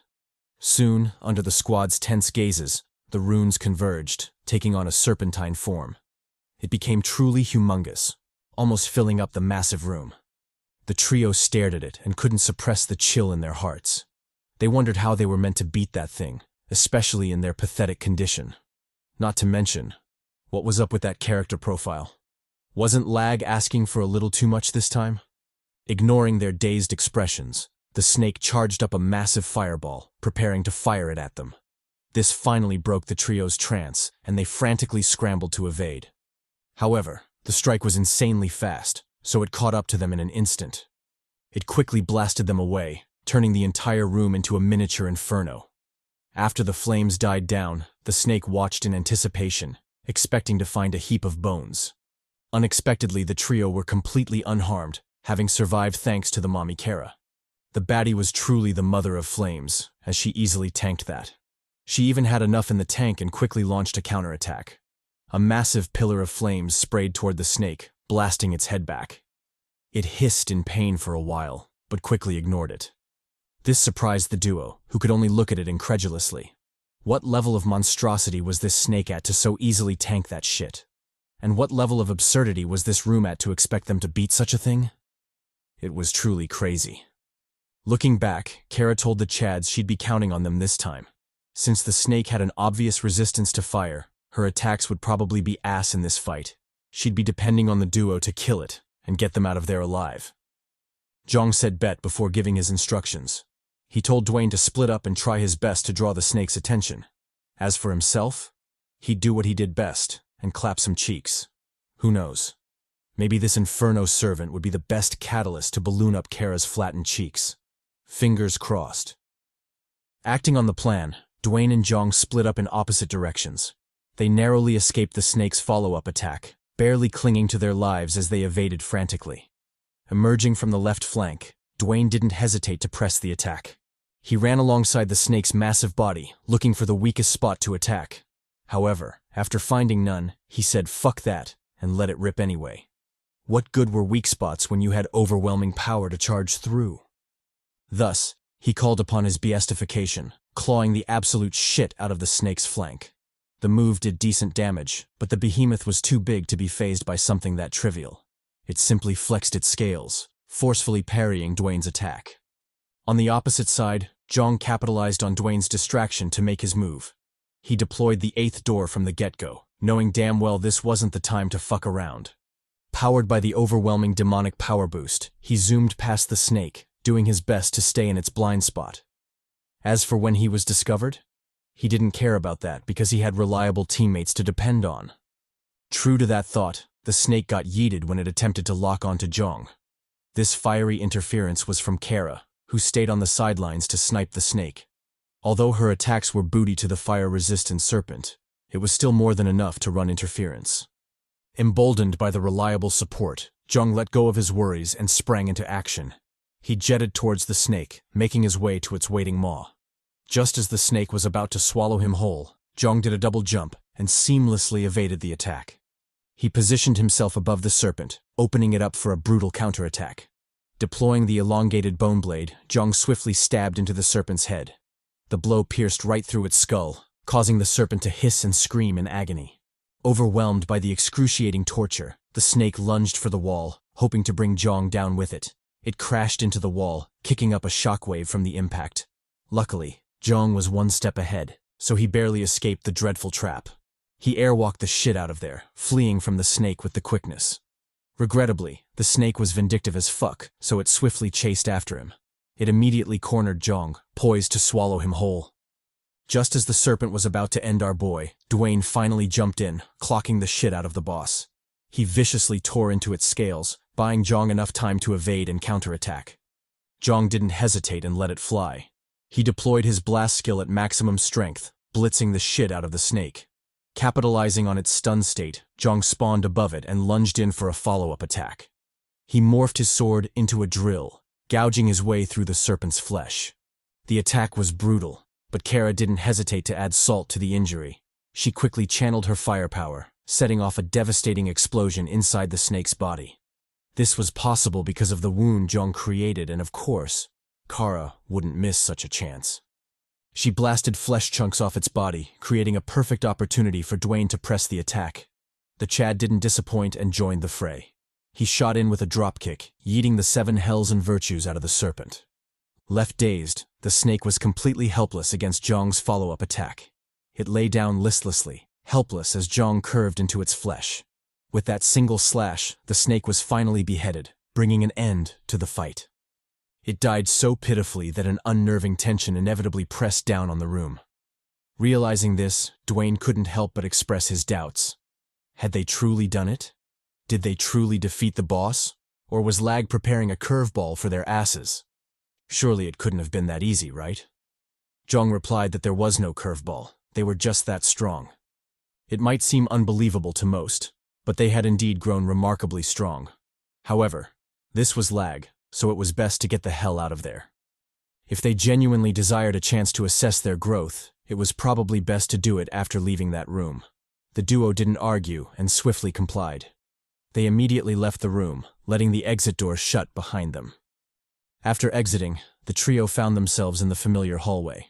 They casually walked down the path, each lost in their own thoughts.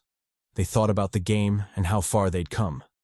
Would they be able to see the game to its end? And how many of their comrades would still be alive when they got there? They truly didn't know, but there was one way to find out, survive, and see it for themselves. Snapping out of their thoughts, the trio were surprised to find themselves in front of a wall. The wall essentially blocked their way forward, preventing them from reaching the next door. Tension inevitably crept into their hearts, and they couldn't help but get a bad feeling. What in the world was Lag plotting this time? Fuck. Temporarily ignoring the ominous feeling, the trio decided to handle the wall first. Even if they had to be cautious of Lag's schemes, they still had to get out of there anyway. Thus, Jeong stepped forward to handle business. He had the first crack at the wall, making it shake from his attack. Unfortunately, his level of strength wasn't enough to break the damn thing. Next was Kara, who did slightly better using her magic. However, just like Jeong, she wasn't strong enough to break through. After the duo were done, Dwayne confidently told them to step aside. He unleashed his barbarian strength on the wall, breaking the bastard with his first hit. As the dust settled, we see that it wasn't easy for him either. He had to resort to activating his beastification, proving just how difficult the task was. Ignoring the gloating Dwayne, Kara and Jeong leisurely swaggered into the next room. Although they looked calm on the outside, they were low-key rattled by the absurd conditions required just to make it into the boss's room. Just how formidable was the boss if challengers needed Dwayne-level strength just to qualify to fight it? Things were looking bleak, and the room's atmosphere confirmed as much. Apart from the overwhelming pressure they'd been enduring after entering that space, the room also featured some absurdly monotonous and bleak rocks, trapping them within. Everything screamed danger, and that feeling only got stronger the further in they walked. Regrettably, they had no other option, so they just grit their teeth and continued forward.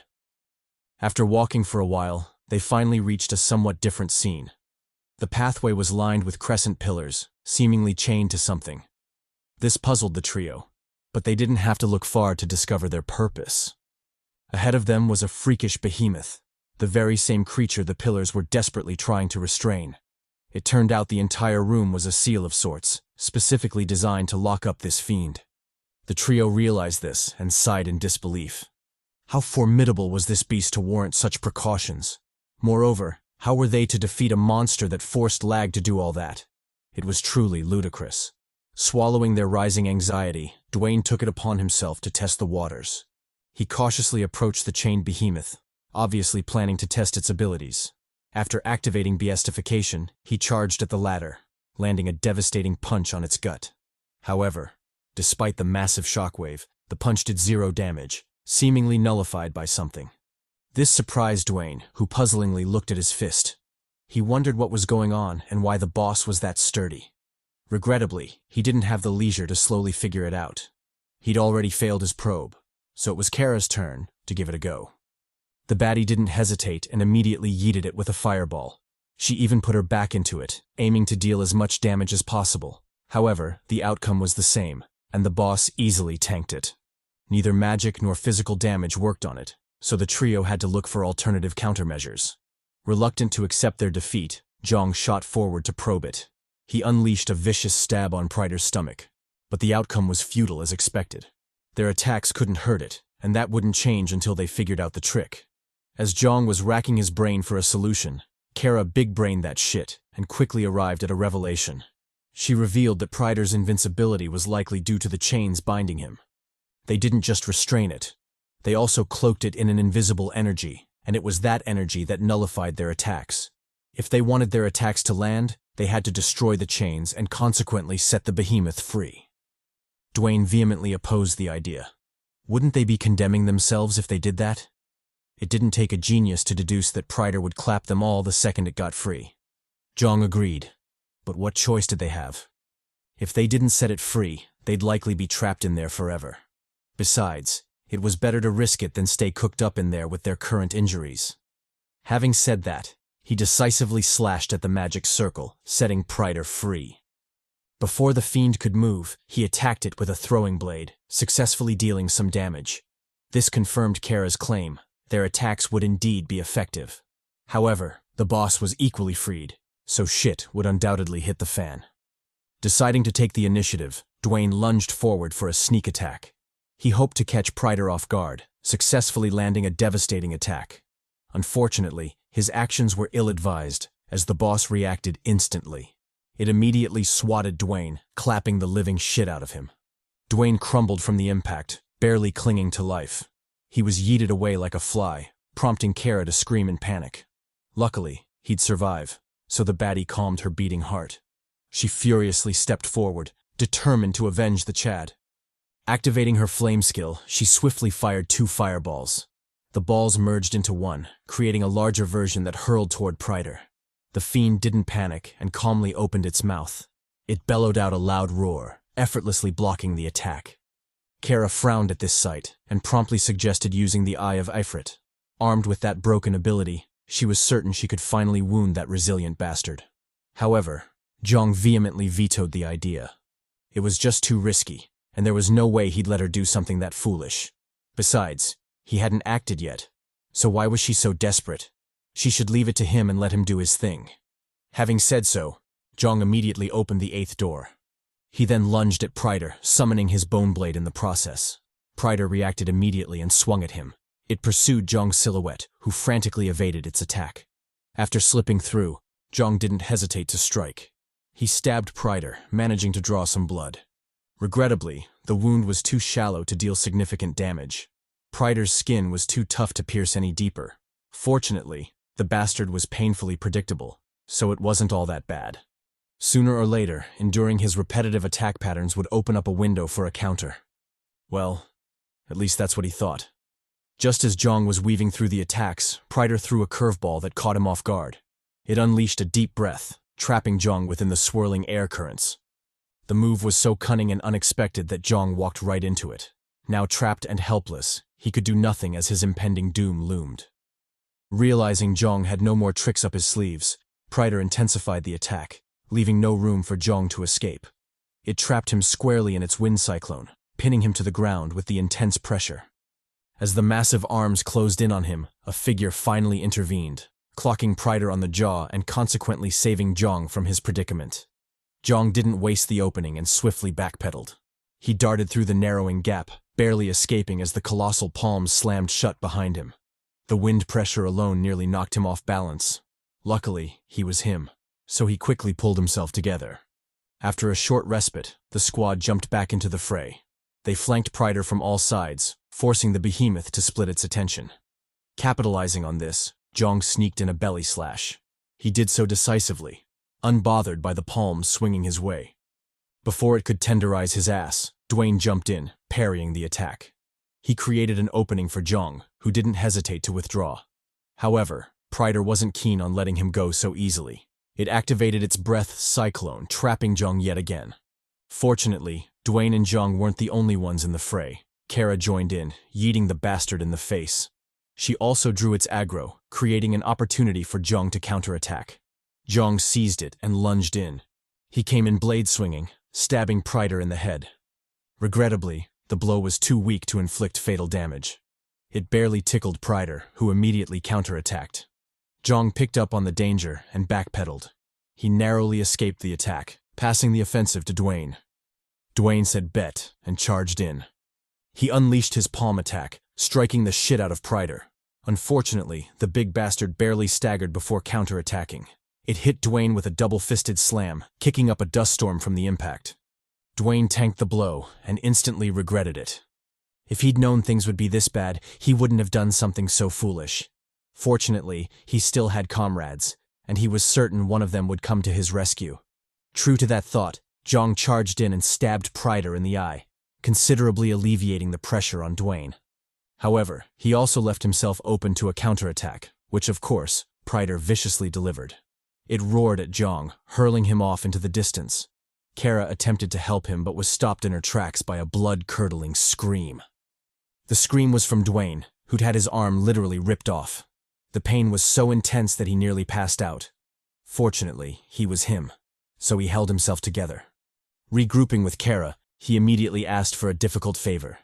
He wanted her to cauterize the wound. Since they were out of healing potions, this was the only way to stop the bleeding. Kara hesitated but ultimately gave in. She knew they didn't have a choice, so she grit her teeth and did the necessary. As she tended to Dwayne, Jeong finally recovered and returned to the squad. He first checked on the homie, asking if he was all right. Dwayne replied that he was okay. Losing an arm wasn't shit to him. If Jeong needed backup, he should say so. He still had to avenge himself, after all. Jeong said bet before turning to Kara. He asked the maiden to blind Pryder. His plan wouldn't work without her doing so. Kara told him to leave it to her. She'd have Pryder blind in a jiffy. She then activated her flame skill, firing it at Pryder soon after. However, just like the last time, Pryder easily roared it to oblivion. It didn't even struggle, having discovered a perfect countermeasure. To this, Kara simply smirked and locked in. She proceeded to unleash her true attack, a flame hidden in the shadow of the first one. Turns out she'd predicted Pryder's countermeasure and came up with a countermeasure for his countermeasure. She was basically big-braining this shit, and Pryder was nothing but a clown. Thus, the flame struck true, blinding the bastard as intended. Jeong didn't dally and lunged in. He unleashed a powerful slash, cutting halfway through Pryder's body. Just as his momentum was weakening, he called out to Dwayne, who didn't hesitate to join the fray. He charged in feet first, stomp-kicking the shit out of the sword. With their combined strength, the sword finally moved, cleaving straight through Pryder's body. The fiend was thus cut in half, bringing an end to the grueling fight. After the fall of Pryder, 3 souls were produced, which the trio quickly pocketed. They then turned their attention to the exit doors which had appeared on the side. Through careful observation, they realized the 2 doors had subtle differences. One had an inconspicuous keyhole, while the other had none. After mulling it over, the trio decided to go with the first option. They still had a labyrinth key, so it was only logical that they used it. Moreover, to the destitute trio, this was definitely a godsend. If they could access a vendor or a healing pod, all of their grave injuries would finally be resolved, consequently increasing their chances of survival. With that thought, Jeong confidently swaggered to the door. He immediately pried it open, revealing the interior to the squad. However, contrary to the expected vendor and healing pod, the room was completely dark, seemingly a gateway to hell.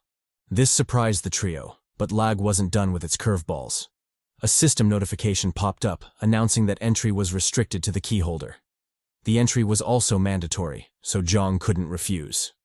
Just as they were processing the bombshells, black tendrils burst forth, wrapping tightly around Jeong. They mercilessly dragged him into the darkness, offering no chance of escape. Realizing he was trapped, Jeong stopped his futile struggle and turned to his squad. He shouted at them to live on. He'd come find them soon enough. The 9th floor. That's where they'd meet up. He would meet them there, no matter what. So please, please, they had to survive until then. He would definitely find them there. With that, the door closed, separating Jeong from his squad. Fuck. What's up, my Haas? As you can see, we've finally made it to the end of the season, and unfortunately, the end of the available chapters for now. The manhwa is currently on hiatus, but I'll be sure to drop a video as soon as new chapters drop. In the meantime, I'd like to announce a new expansion for the channel. I'll be posting different manhwas simultaneously to give you guys a better variety of content. Also, and most importantly, I'll be launching a movie recap channel soon. I hope to get your support there as well. Specific details will be coming your way shortly. Anyway, thanks for being amazing. And let's get back to the CHADY recaps. Mad love.